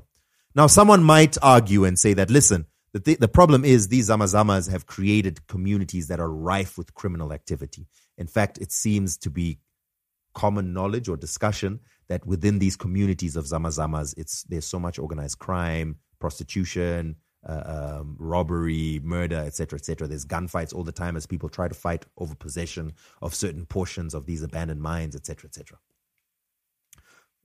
Which I hear and I think is applicable, but is that what the case is with this specific story?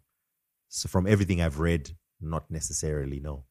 So while that might be true in general or in other places, with this specific story, We have a situation where there's 4,000 miners, illegal miners, in the sense that they don't have permits. They're criminals because they don't have permits. They didn't kill, rob, steal, hurt. They just don't have a permit. Do they deserve to die for that? Surely not. But on the flip side, surely you can't just allow people to get away with everything. So it's such a tough position to be. My suggestion here is, it's all right. Just step away from the mine. Just go away from the mine. Maybe leave a couple of people to observe, see where people go, track some people, whatever the case is, and then follow up with arrests in the coming days. But for that day, just accept the L. We can't round up everyone in one go. Let them come out of the mine. Let them go to their respective homes. Investigate from there. Make arrests afterwards. You'll be able to follow or track some people. Maybe you'll be able to find leaders or those who are participating in extra illegal activity and so on. Then you can get a win out of it from a PR perspective. You can make some arrests about the people who are leading some of these, like extra illegal activities, like, maybe those who are coordinating robberies and stuff like that, right? But in general, like, really, are you sure? What's going to happen if there's a collapse in that mine and 4,000 die? And now there has to be an inquest about, so wait, you guys killed off 4,000 people because they didn't have a permit. Come on. So it's a tough situation. It's a tricky conversation because at the same time, you don't want to be soft on crime. But I think it's worth discussing the nuances of what kind of crime are we talking about? While we're actually on this issue, I'm going to talk about something that I had put in the movies and TV section, but I think it applies here, and it's a good segue into it.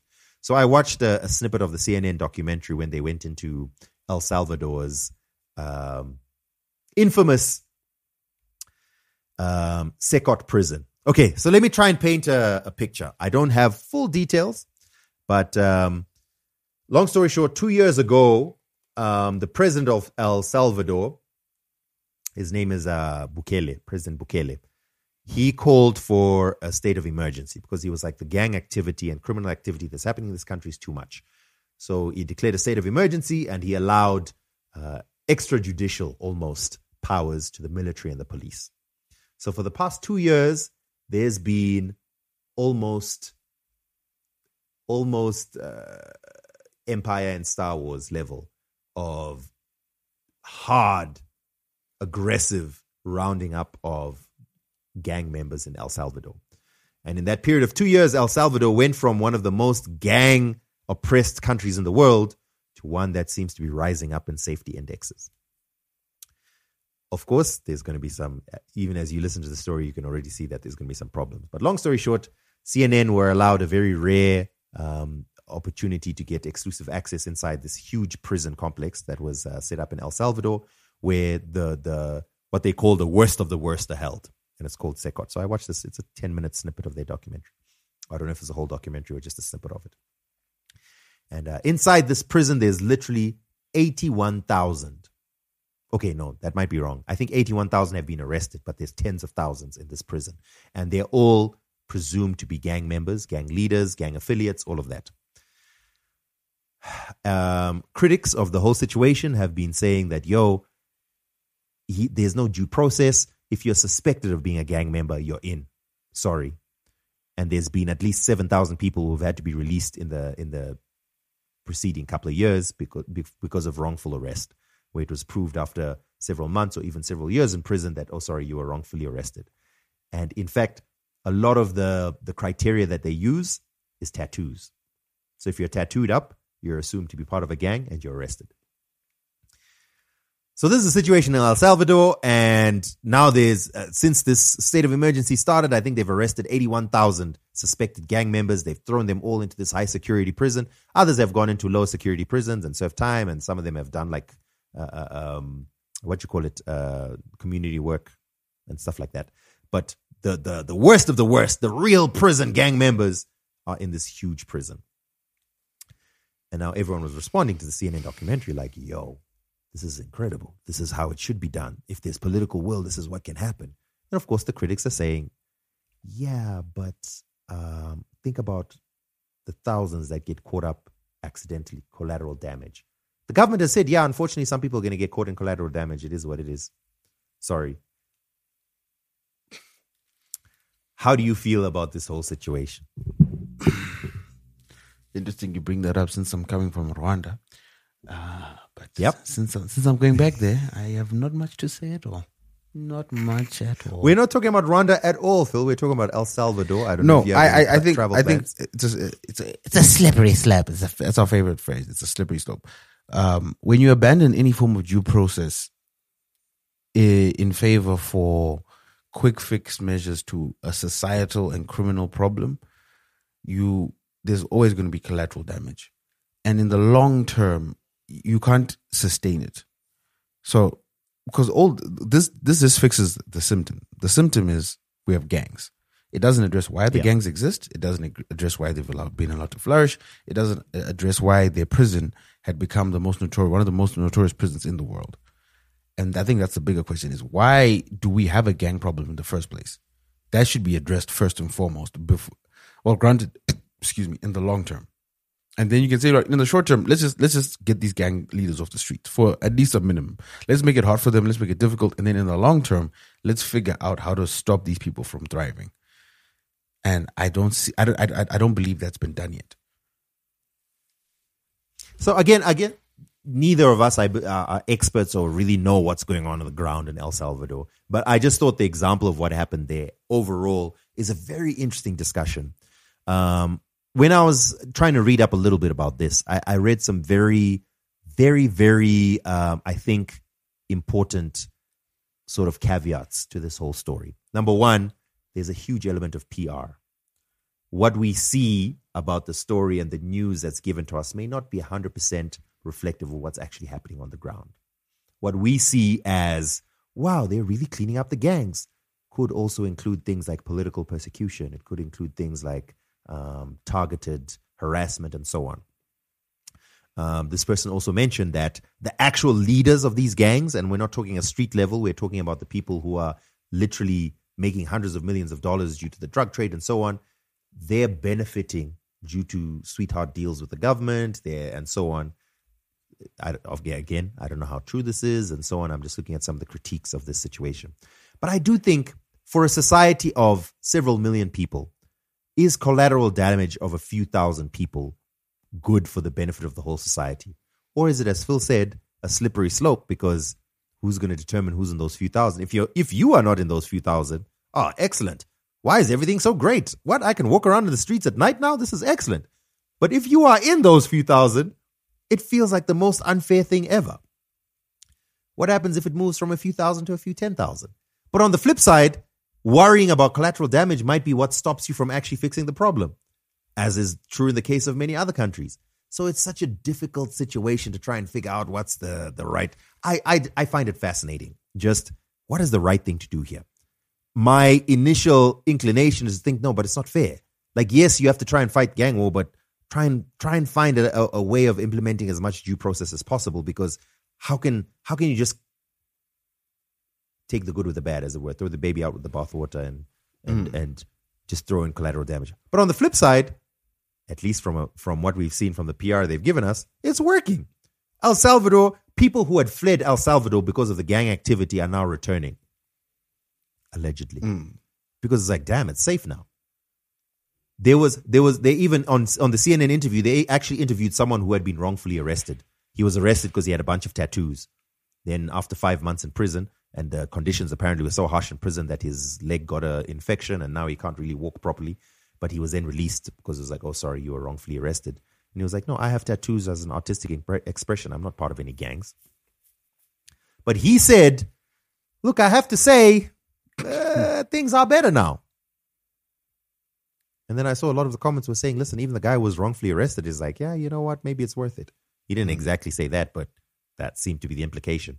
I just think it's so fascinating, and I'd love to hear. And I think it depends on people's personalities and maybe their own history of experiencing oppression or anything like that.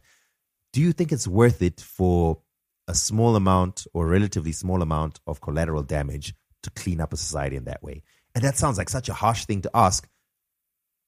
But here's a live example of something where that seems to be what's happening. I'd love to hear your thoughts. Hit us up. Two Broke Twimbos on everything. Indeed. Next thing for quick discussion, Phil. Have you heard about what's been happening with MKBHD? I have indeed. I was watching his M4 MacBook Pro video yesterday on the flight, and I just looked at the comments. I was like, "Yo, my guy." I guess his engagement is up, but Jesus, comments are disaster. Yo. Yeah, I saw that as well. Ish. Okay, so long story short, if you're unaware, MKBHD, or Marquez Brownlee as his name is probably the biggest tech YouTuber in the world. We've spoken about him before.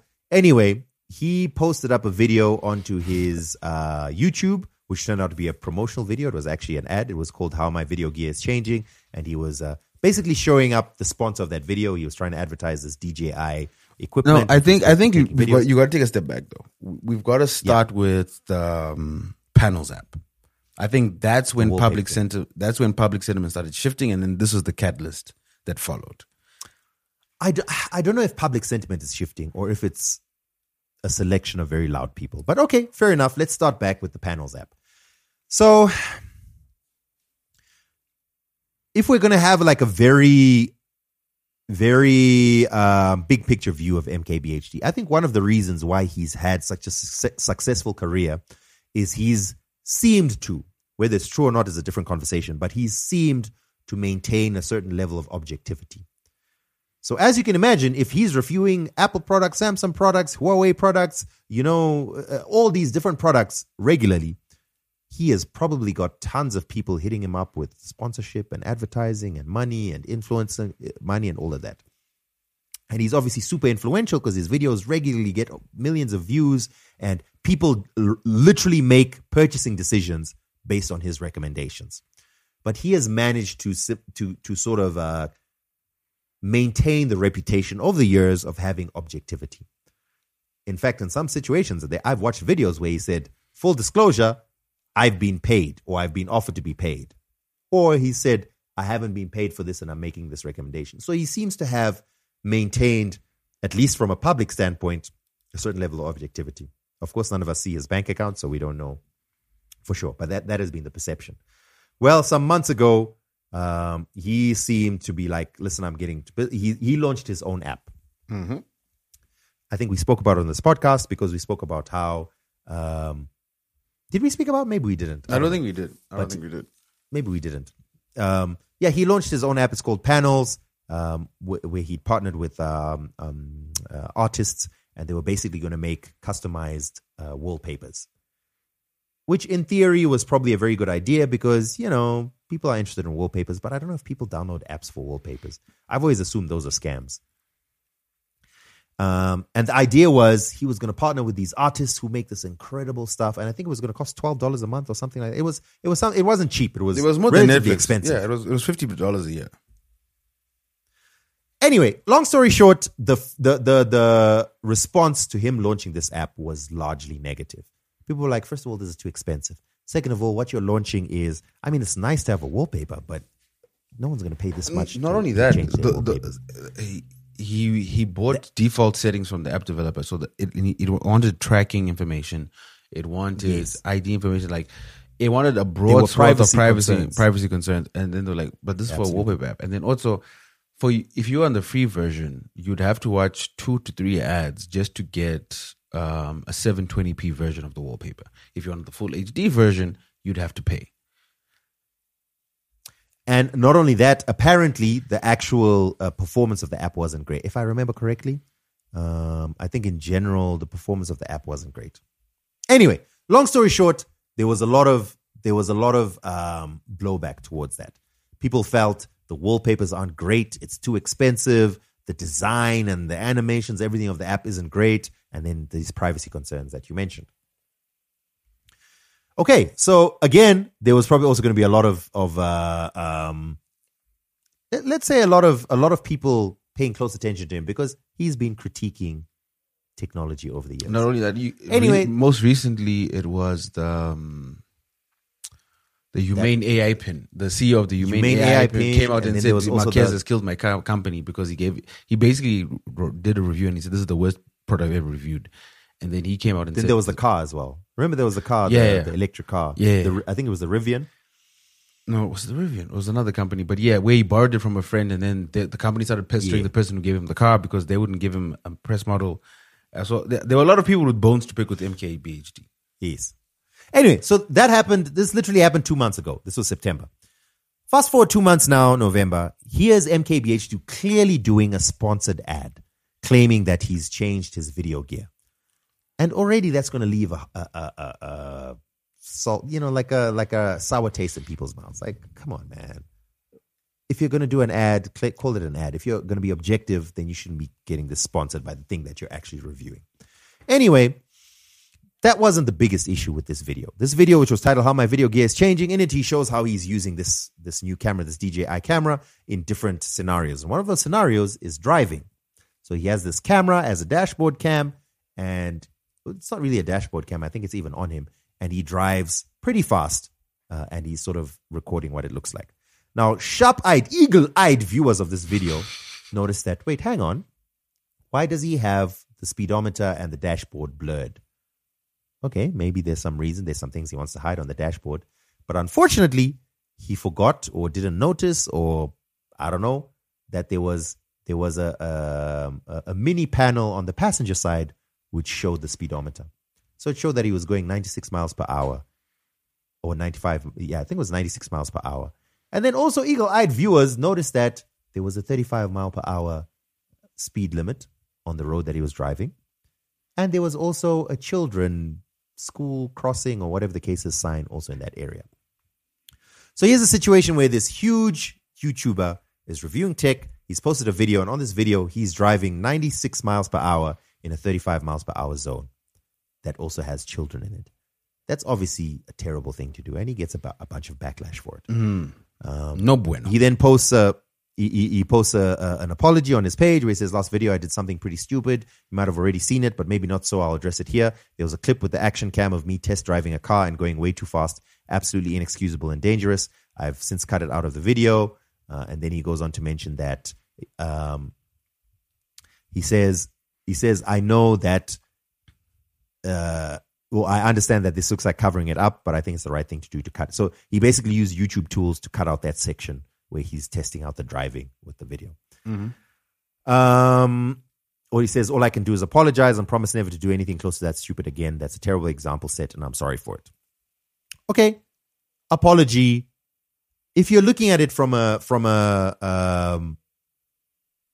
justice incident, look, man, you know what? You drove too fast in an area you're not supposed to be driving fast. You took a video of it. Stupid thing to do. You should get called out for it. He apologized for it. In my opinion, it seems to be a pretty good apology.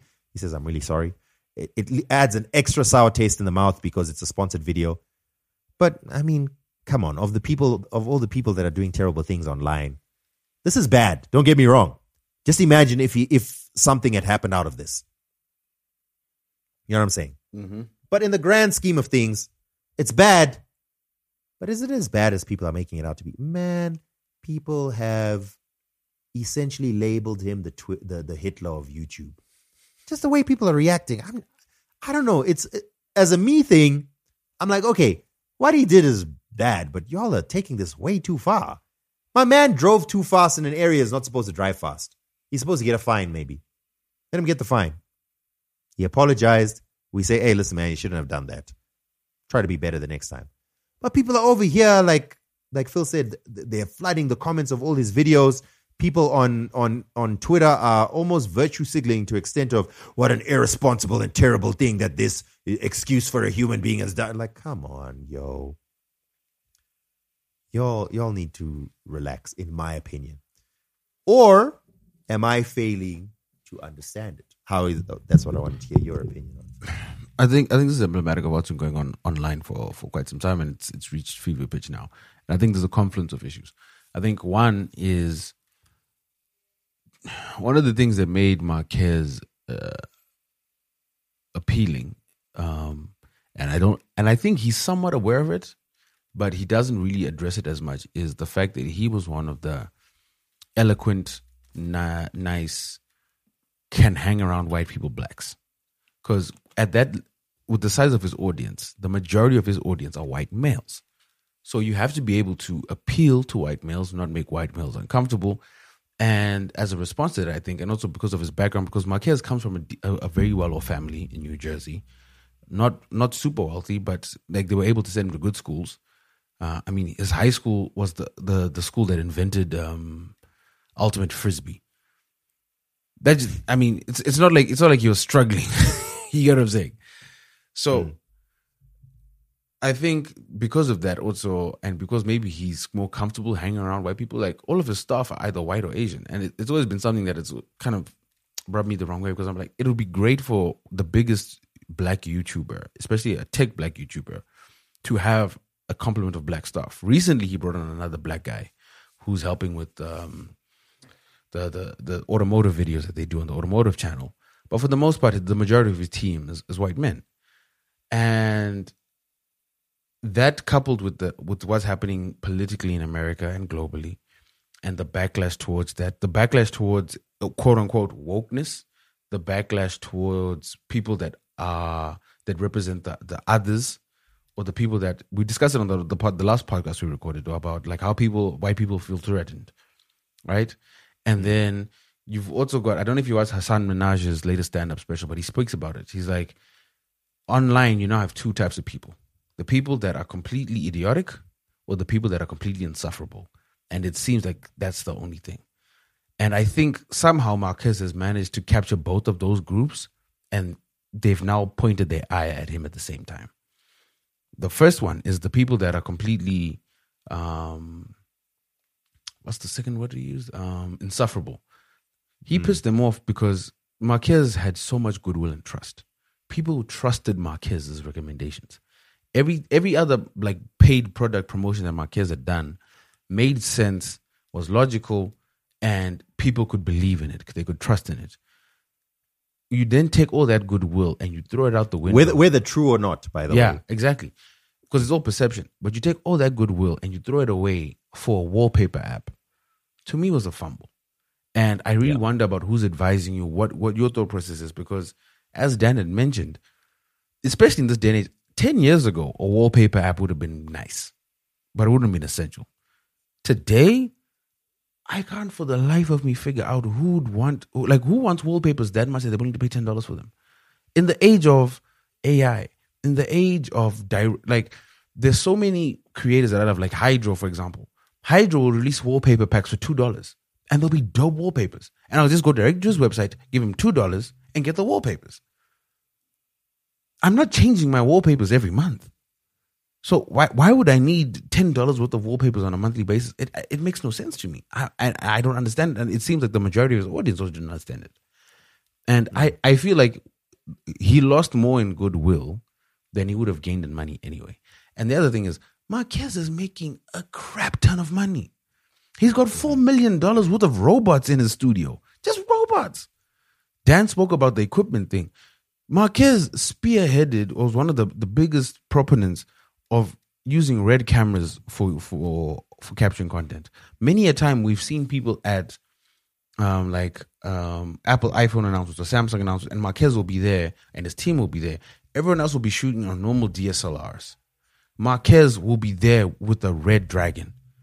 If you're not familiar with it, that's a big ass camera with a big ass lens, which will cost you upward of $50,000. Marquez has several of those in his studio. And that's also what made him famous, is the quality of the video he'd produce, because he was spending literally hundreds of thousands of dollars on his video equipment, which means Marquez was making a crap ton of money. Marquez did a video of how he fully electrified his house and spent $200,000 on solar panels just for his house. So people see which, just want to say, I had to upgrade the solar equipment here, Phil, because I don't know how yours is. Dude, we're getting 16 hours of load shedding. If we have it, the whole week I was gone.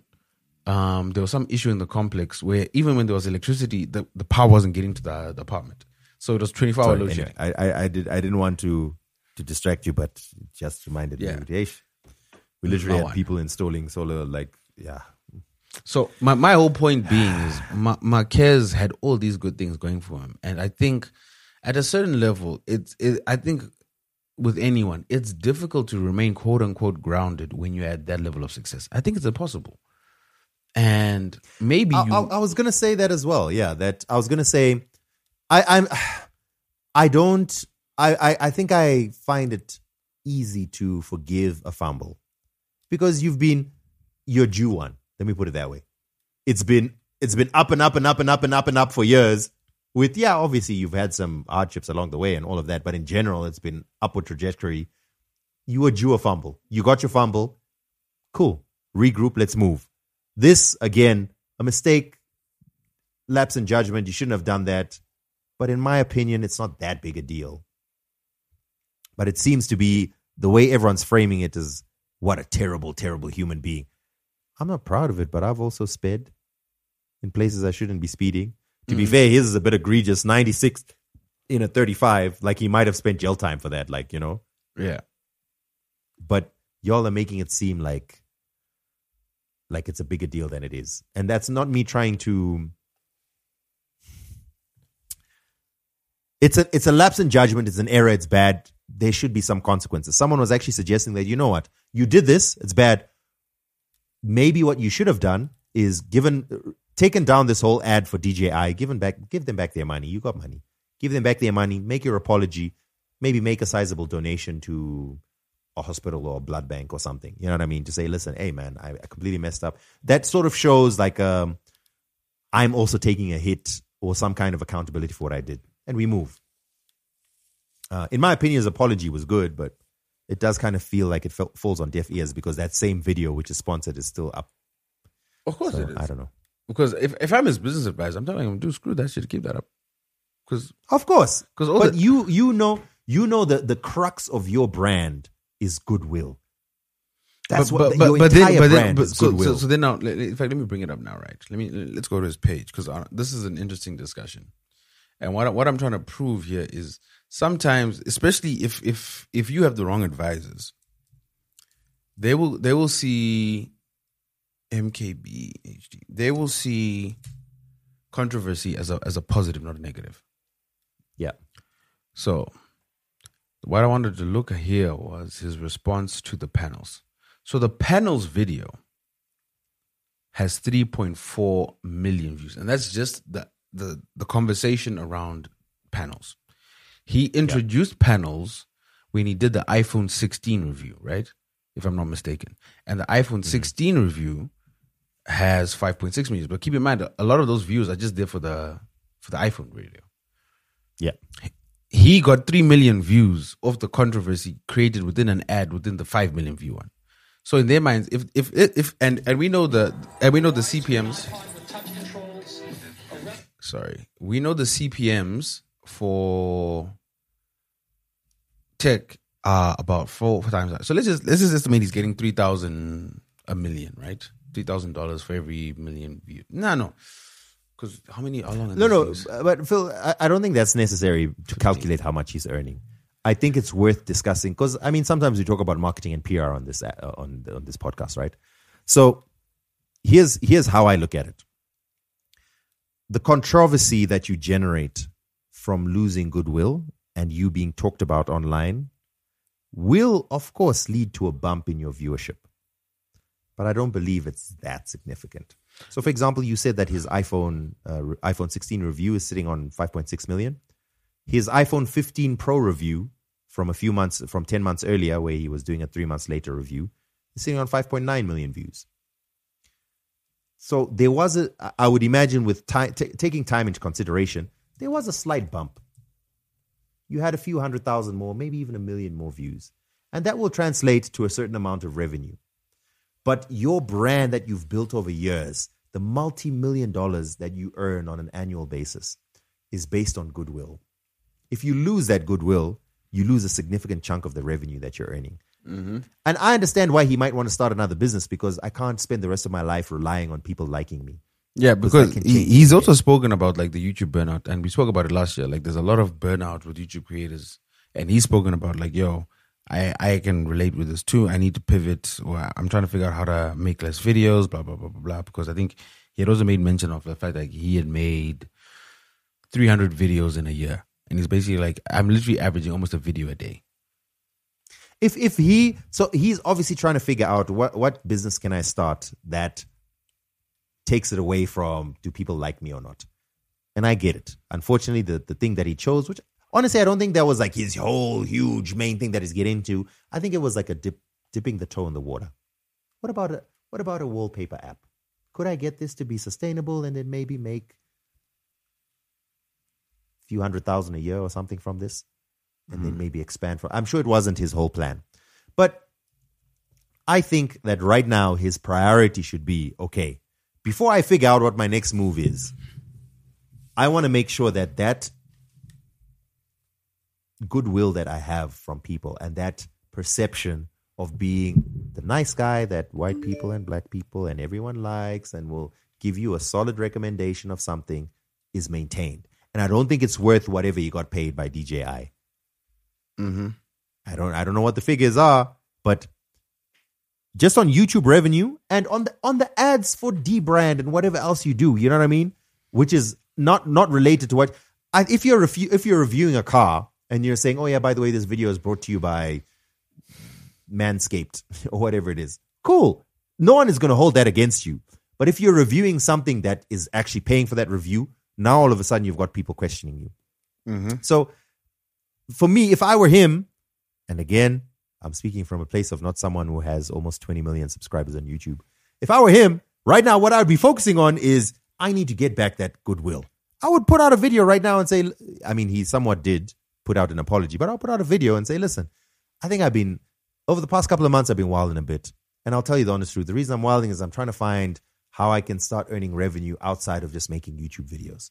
So I apologize. I've made some missteps. I'm going to go back to what I've been doing. I'm going to go back to what you guys know me for. There might just be a slight decrease in the frequency of videos, but please know that I'm trying to find the next thing. I'm trying to find what I can do so that I can expand from the brand, whatever it is, you know. But funny enough, Put a he's done video that. out like that. He did that already last year. Cool, great. But now the purpose of him doing it now is to try and manage the PR disaster that's come from both he somewhat did a video about the Panels app, but also now from this whole. And I have no doubt that he will do something. He did an apology on Twitter, which is a great start. But I think he has to address his YouTube audience, and I find it interesting. But the interesting part of this that I wanted to address was, did he really do something? Like, okay, I know when I say it, it sounds like I'm minimizing reckless driving, which I'm not, because it literally leads to deaths. I just mean I feel like the response is not commensurate. Mm-hmm. It's an incredible overreaction, but I think the overreaction is a result of those issues I discussed earlier. And also, like, Marquez has been on top for so long, people want to see him fail. So it's just like it's the typical story. Once you're at the top, everyone enjoys the fall. Yeah, that's true. Well, speaking of taking a fall when you've been at the top, did you watch the Mike Tyson and Jake Paul fight? I tried to. So many fun stories. So did you set your alarm and wake up early? No, not at all. What had happened was Friday night we were at the concert in Rwanda and Nasty was performing. So we're chilling with Nasty, touching base with Blessing. Blessing says hi, by the way. Funny backstory is when Nasty. Which Blessing? His bouncer, his bodyguard. Oh, okay, cool. Oh, yeah. You might not remember him, but I do because of there's one specific example that you might remember, Dan. We were at the club and Nasty was there in his section. I remember. So Nasty was at the section. So keep in mind, Blessing does not know the bingers of Harare. He's a South African. All he knows is no one comes to talk to Nasty except the people Nasty says is okay. Ayanda, Nasty's manager, says it's okay. Or Phil and Dan say okay because they're the plugs at the venue. We did the invitation. Phil, we've actually done some things. You know that. Anyway. So we're chilling there, blah, blah, blah, blah, blah. And Nasty's having a good time. And we're giving Nasty space so that he can enjoy it because we obviously don't want to hog his limelight, blah, blah, blah, blah. Not hog his limelight, just be those annoying people in his space. Yes. And so once in a while... Although we were with someone who really was... Yeah. So once in a while, when someone would want to come speak to Nasty, we'd go through the protocol. They were smart enough to come to us and say, yo, Phil, like, I'd love to meet Nasty. I didn't speak to the bouncer and say, yo, my man, there's a couple people that want to meet Nasty. Let us know when is a good time or if he wants to do so. And Nasty would be like, very gracious, he would say, you know what, it's cool. You can come right now or give me 10 to 15 minutes or whatever. and then like we'll just tell everyone, listen, come back in 10 to 15 minutes, and then within that block, a couple of people will get their picks, get to hang with Nasty for a bit, and then go about their day. The Mbingas arrive. And I'm not going to mention the Mbingas' name, but there are a few big Mbingas. These are the guys that are in the club all the time. So keep in mind, right, the section we're in, the first line of security is the club security. The second line of security is Nasty security. The first line of security know who spends money in the club every weekend, and they know we've got to Fadzam Tengi because these guys are paying our salaries, basically. The second line of security does not know these people, does not care about these people, because his only concern is to make sure Nasty is not disturbed. Anyway, these Mingas come over. They get through first line of security, no problem, because they are known in the club to be spending thousands a weekend. They get to the second line, and they immediately assume that it's a foregone conclusion. We're going to say what's up, Nasty. They reach in to give Nasty a dap. From the back, Blessing's big-ass hand picks this man up. I've never seen a man thrown like a ragdoll like that in my life. Picks up this man and throws him back 5 meters. And it's like, WTF, who said you could come through? And then now we've got to go negotiate the decision. Be like, yo, dude, we're sorry, but listen, like these guys are the Mbingas. They're the ones that's been money in the club. You know what I mean? Like, you know, we're in between a rock and a hard place. The Mbingas are taken aback, damn near clutching their metaphorical pearls because never in their lives have they been treated with such. But that was a hilarious time. What a fun story. Anyway, that Blessing. I remember that. I also did feel drunk with power that evening. I won't lie. Because we were the ones saying, no, he can come through, she can come. Nope, I don't know who that is. Oh no! I'll tell you. Did I tell you the story of the other time I took a rapper out and he took a Mbinga's babes and then I had to negotiate. Anyway. I think I was telling you that. No, I was telling you that story. Then we got cut off. I'll finish that story. I'll mention names. But rappers want to bust stress sometimes. Want to bust stress. Quick question. Do you think Mike Tyson and Jake Paul was rigged? I think it was a farce. I think at the very least, I think a discussion was had that, we're all going home after this. No one is going to the hospital after this. And I think it was evident because Mike was at the fight the next day that an agreement was made. I've seen Jake Paul, knock out athletes. Granted, Nate Robinson is a smaller man, but we saw the knockout he delivered to him. We've seen Jake Paul fight. I believe he can fight. That essentially means yes. Yeah. To a certain degree, I believe it was. And we've seen what Mike Tyson can do. Granted, he's 58. He just had a stroke. That's another thing people forget. He's 58 and the fight was pushed back because he had a stroke. He's an old-ass man. And when you consider all that, and you consider the fact that he was able to attend the fight the next day, like, Dan, remember at the cricket when we were leaving that VIP box and I missed a step and I kind of hurt my knee?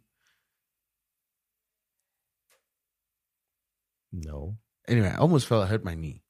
My knee still hurt to the point where my knee's still so hurt, right? Kigali has extreme security at the airport. They scan your body like 17 times to the point where the injury was showing up in the scans, right? And that was damn near a month and a half, almost 2 months ago.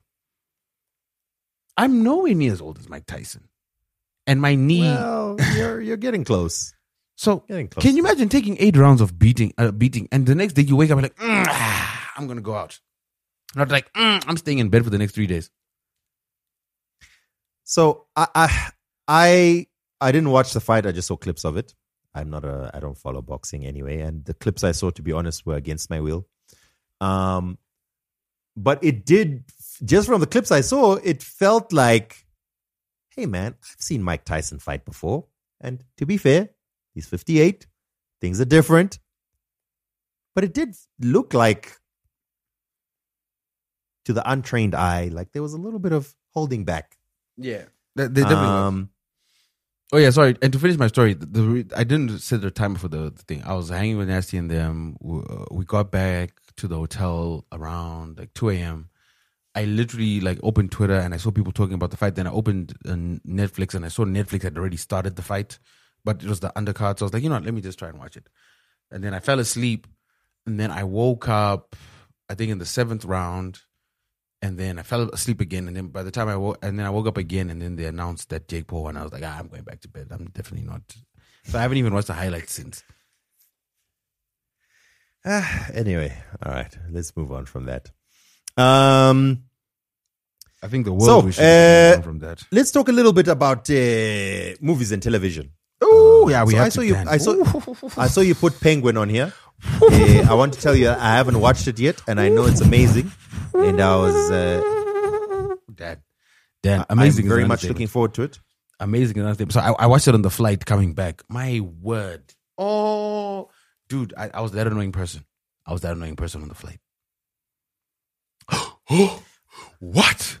Dude, it was that good. It's amazing. I'm so glad. I'm so glad. Do you know what? I understand why Batman is the most adapted to TV superhero, I guess, if you can call him that. There is across. Oh, so this might be anecdotal. I don't know if it's 100% true, but I do think it is.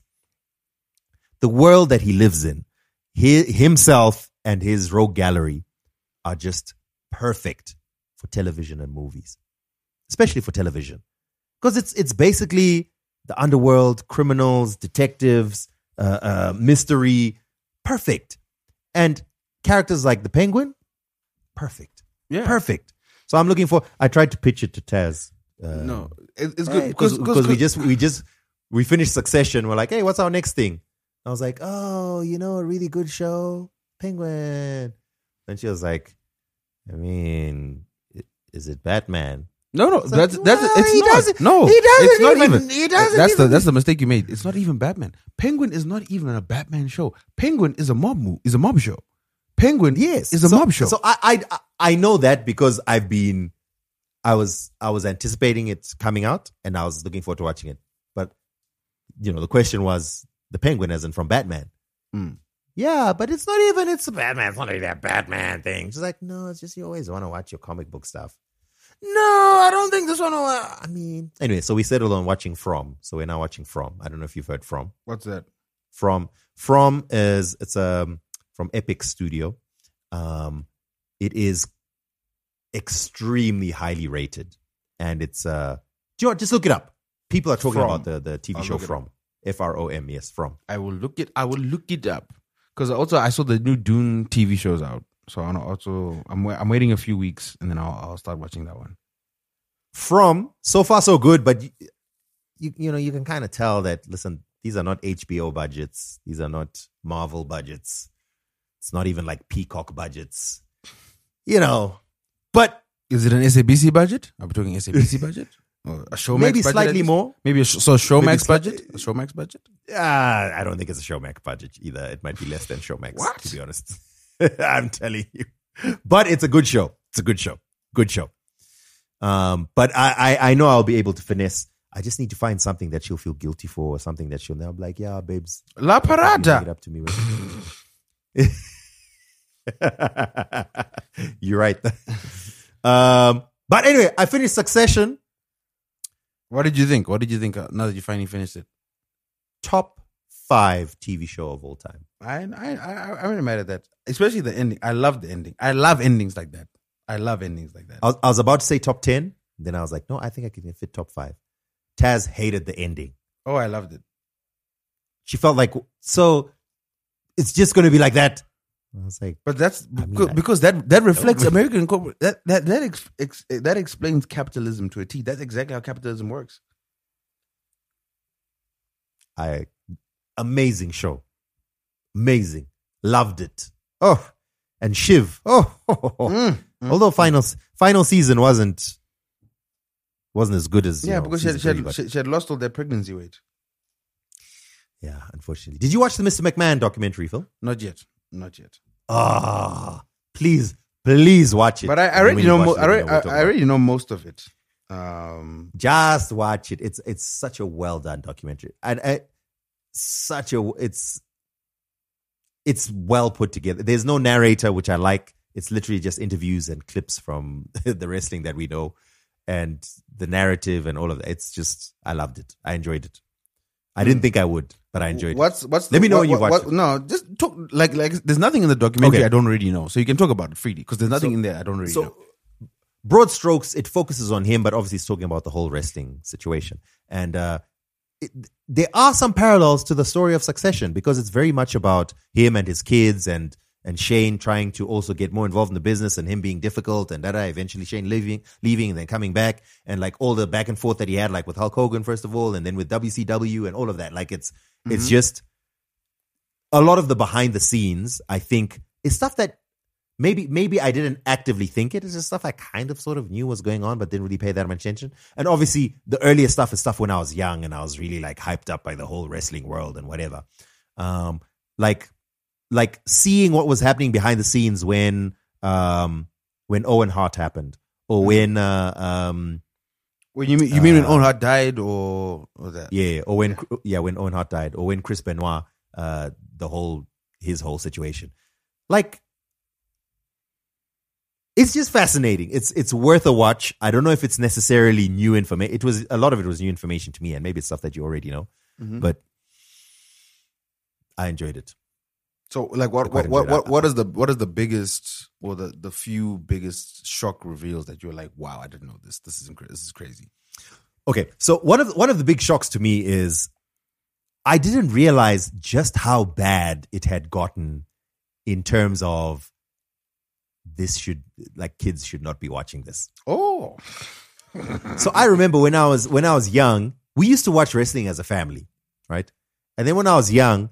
I'm assuming that was the WWF days, not the Attitude Era days, because the Attitude Era is when it became soft. Before it was WWF days. Yeah. We used to watch it as a family, and then at some point, my dad was like, "Yeah, no, we can't watch this anymore." And I used to feel so much FOMO because obviously I get to school and everyone's talking about it and whatever, and we couldn't watch it. I mean, wherever I could sneak it in, I mean, I suppose I tried, but in general, I no longer really saw it as much as we used to. But then I was like, yo, this was low-key soft porn on television, on primetime television. Yeah. What the hell?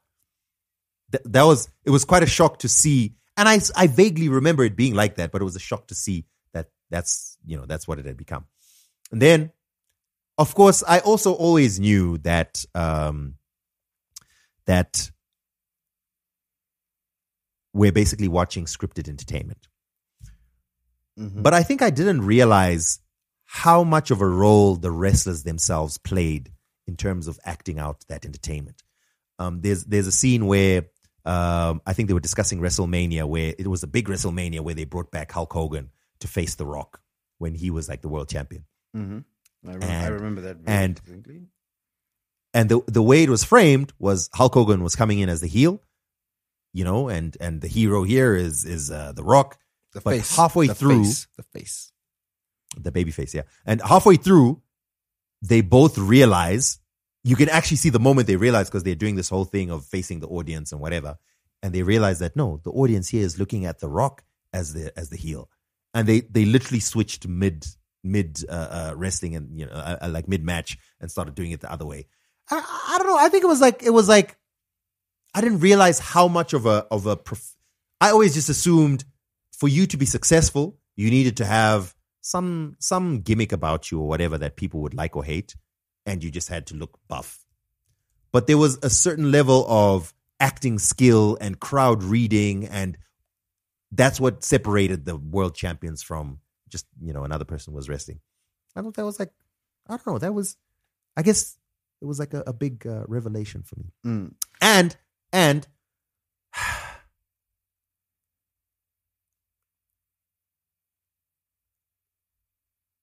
when Owen Hart died, they continued with the wrestling matches. The show goes on. Okay. Despite all his colleagues knowing that had happened. The viewing public didn't know. To me, that was wild. That was insane. That's Vince McMahon, baby. So that was insane. If you ever get a chance, I watched it. I remember watching it when I was in high school. There's a documentary called Beyond the Mat, and it follows Mankind. And it basically everything you just discussed. Like they explain like how they script the matches, how they adjust during the matches, like how they prepare for the matches and so forth. It was a great watch. I haven't watched it in a couple of years, damn near over a decade, but you should definitely watch that as well.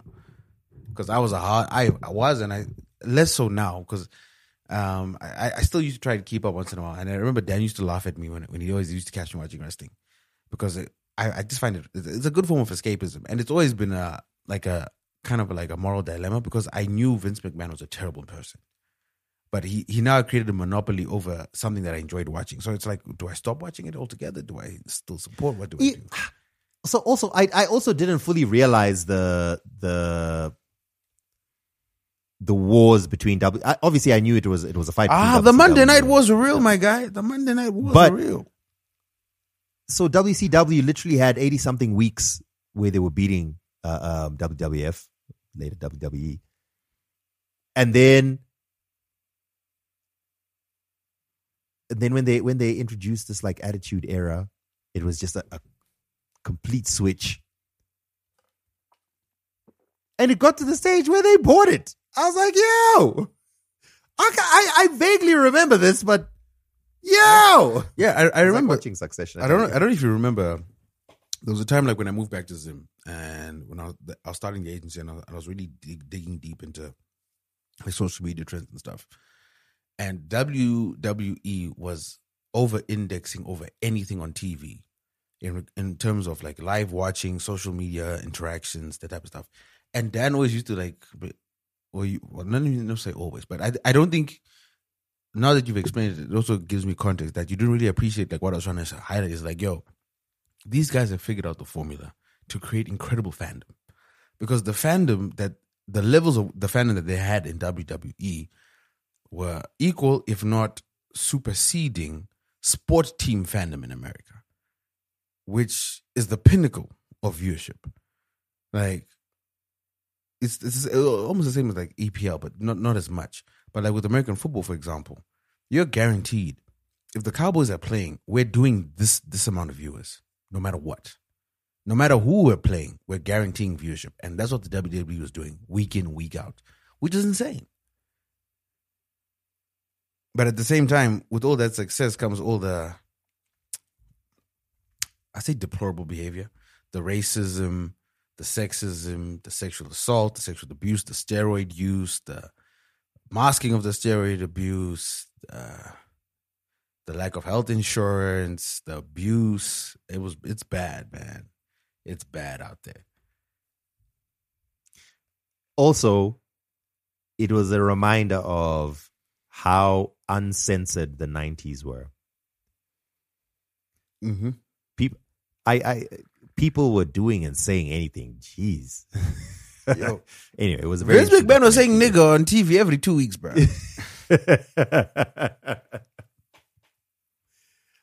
They were doing storylines where he'd wheel out his wife in a wheelchair, apparently drugged by his mistress. Mm-hmm. What? And then the mistress would then give him a lap dance in the ring in front of the wife.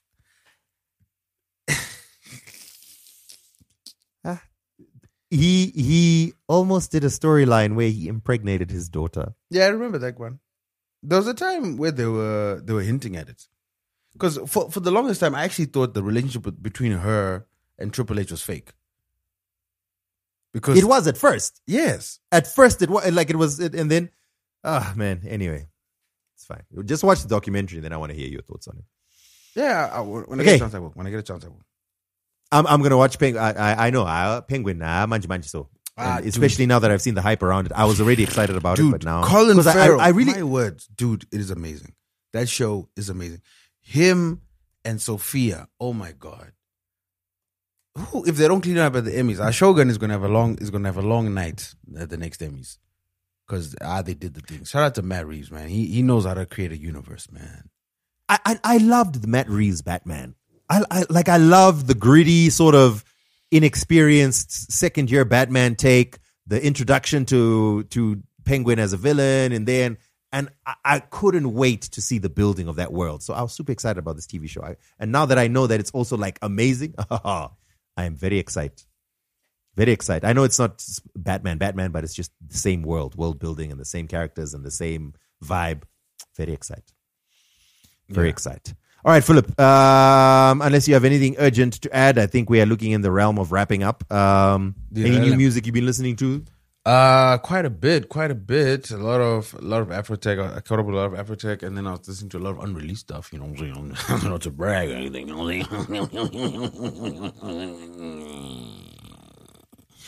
But let me load up.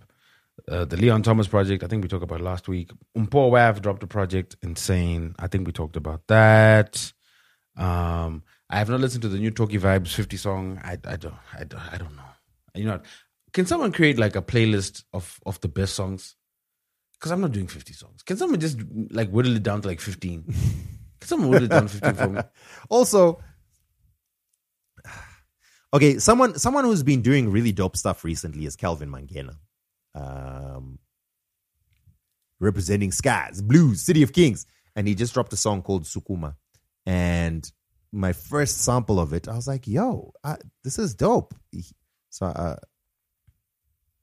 it's like, again, I feel weird about describing some of this stuff because it's not something that I'll put on my playlist, but I listen to it and I think it's dope. Let me just drop it here. We'll find something else to end the podcast with, but just listen to it small.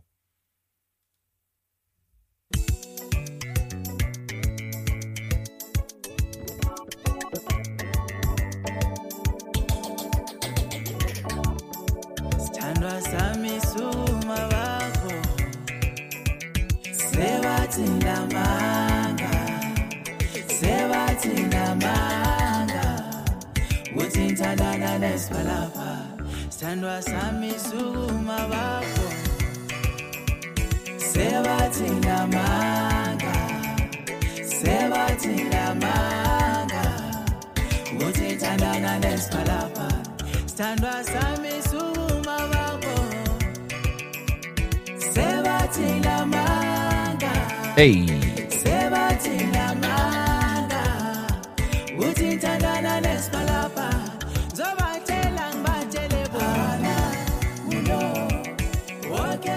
See, my man is over here catching those vibes. Catching those Maskandi vibes. Yeah, this is dope, man. This is dope. Is this Mzusike? No, it's Calvin Mangena. Oh, okay. Yeah, you never dropped out. Pretty dope joint. And I'm sure, you know what, Phil? It should have been out already by now. But there should be a festive joint. The festive party song. I don't know which one. I you know me. I'm not outside. Which one is it, or is it not yet out? That isn't it a Mazike? I think that's the waffle song. Isn't it? Is that not already on its way out? No. In the clubs, that still rings off because the dance is crazy. So is that going to be the December vibe? Probably, yeah. Because I think, well, we'll see who's dropping. Kale's dropping. I see my name might be dropping. Shims has actually got a couple of bangers, but Afrotech is very niche. I think that might actually be the December tune. Man, we'll see. Maybe Kabza. Are we going to Scorpion Kings then? Guess. Did you hit up Danger? No, I didn't. I wasn't. I was talking to iRock. Look. Okay, you know what? Let's go. Let's just go. Let's go. Mm-hmm. It's December in Zim time, Phil. It's December in Zim time. Mm-hmm. Hey, team! Who's going? Let's go. Scorpion Kings, Hinde. Hippodrome. Be there or be square. I'm parking at my aunt's house and we're walking, huh? That's what I'm saying. I'm parking at my aunt's house. All right. Okay. Ladies and gentlemen, boys and girls. I mean, I don't know. What do you want to end with, Phil? Is there something you want to end with? Oh, let me load up the playlist. The playlist here with the playlist of their songs. I do have a song we can end with. Years.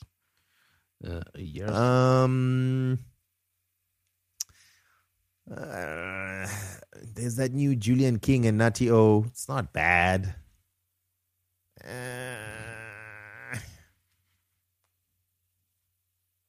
Obviously, Natty O sounds great on it.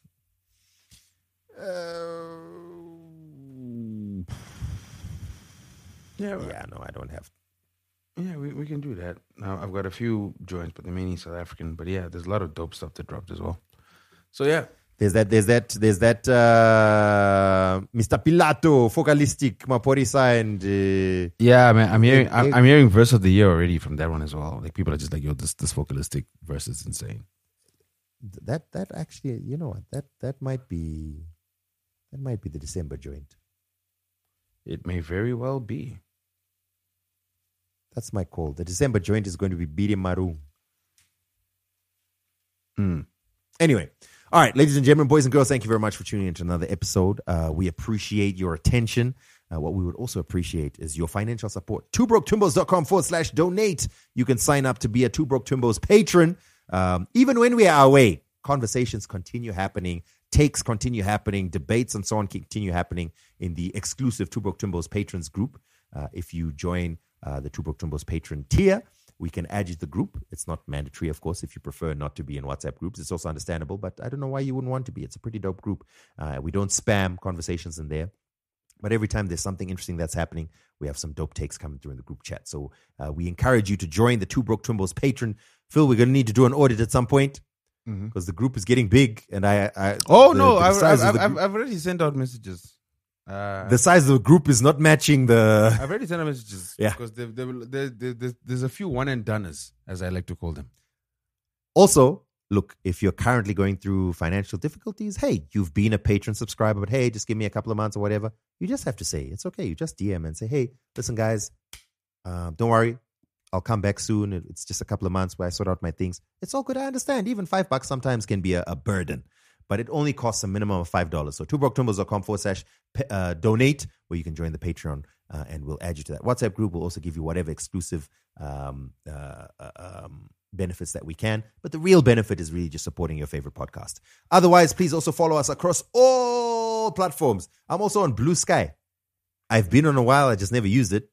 Now that everyone seems to be migrating there, so... I think I'm done with social media, though. Like, I think I'm genuinely just done with it. You know what, Phil? I find myself leaning in that. It's just unfortunate that for work, you know, that's how I keep in touch with what's going on in general. But I can't. There's other ways to do it. True. I think. But anyway, yeah. Apart from that, what will remain?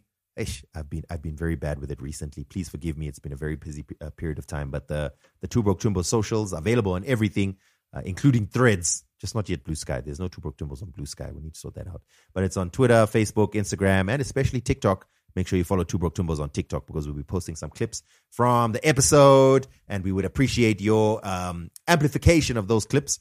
So yeah, please do follow. But the main way, TwoBrokeTwimbos.com/donate. There's a if you're listening right now on a podcast app, just scroll to the bottom.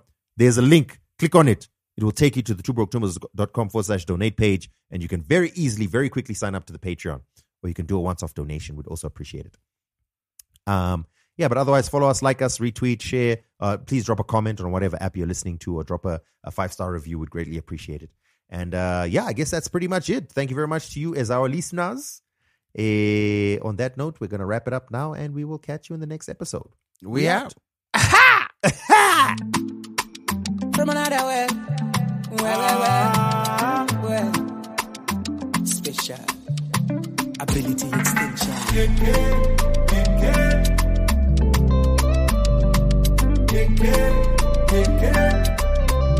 Juju. If I see easy boys, ese trimarana ne mahasla boys.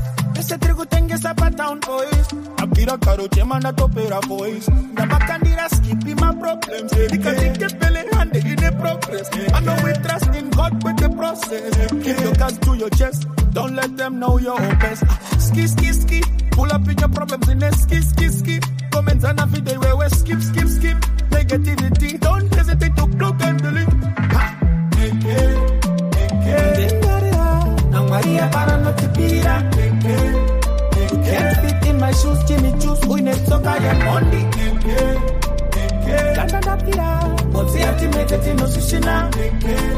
Come misunderstood, underrated, but now I got the media. I can do the planning, yangu, I can do the plan.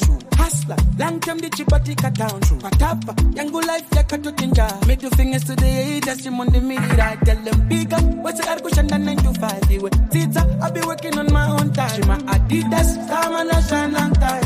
Put him with 10, the mutanga mashora. Anti change, Murgona. Big Ben, Turkumona. I did not be like a shora. From the ground to the top.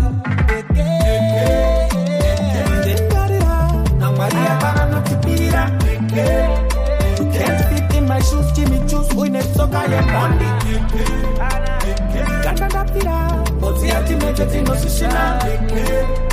Come misunderstood, underrated, but now I got the media.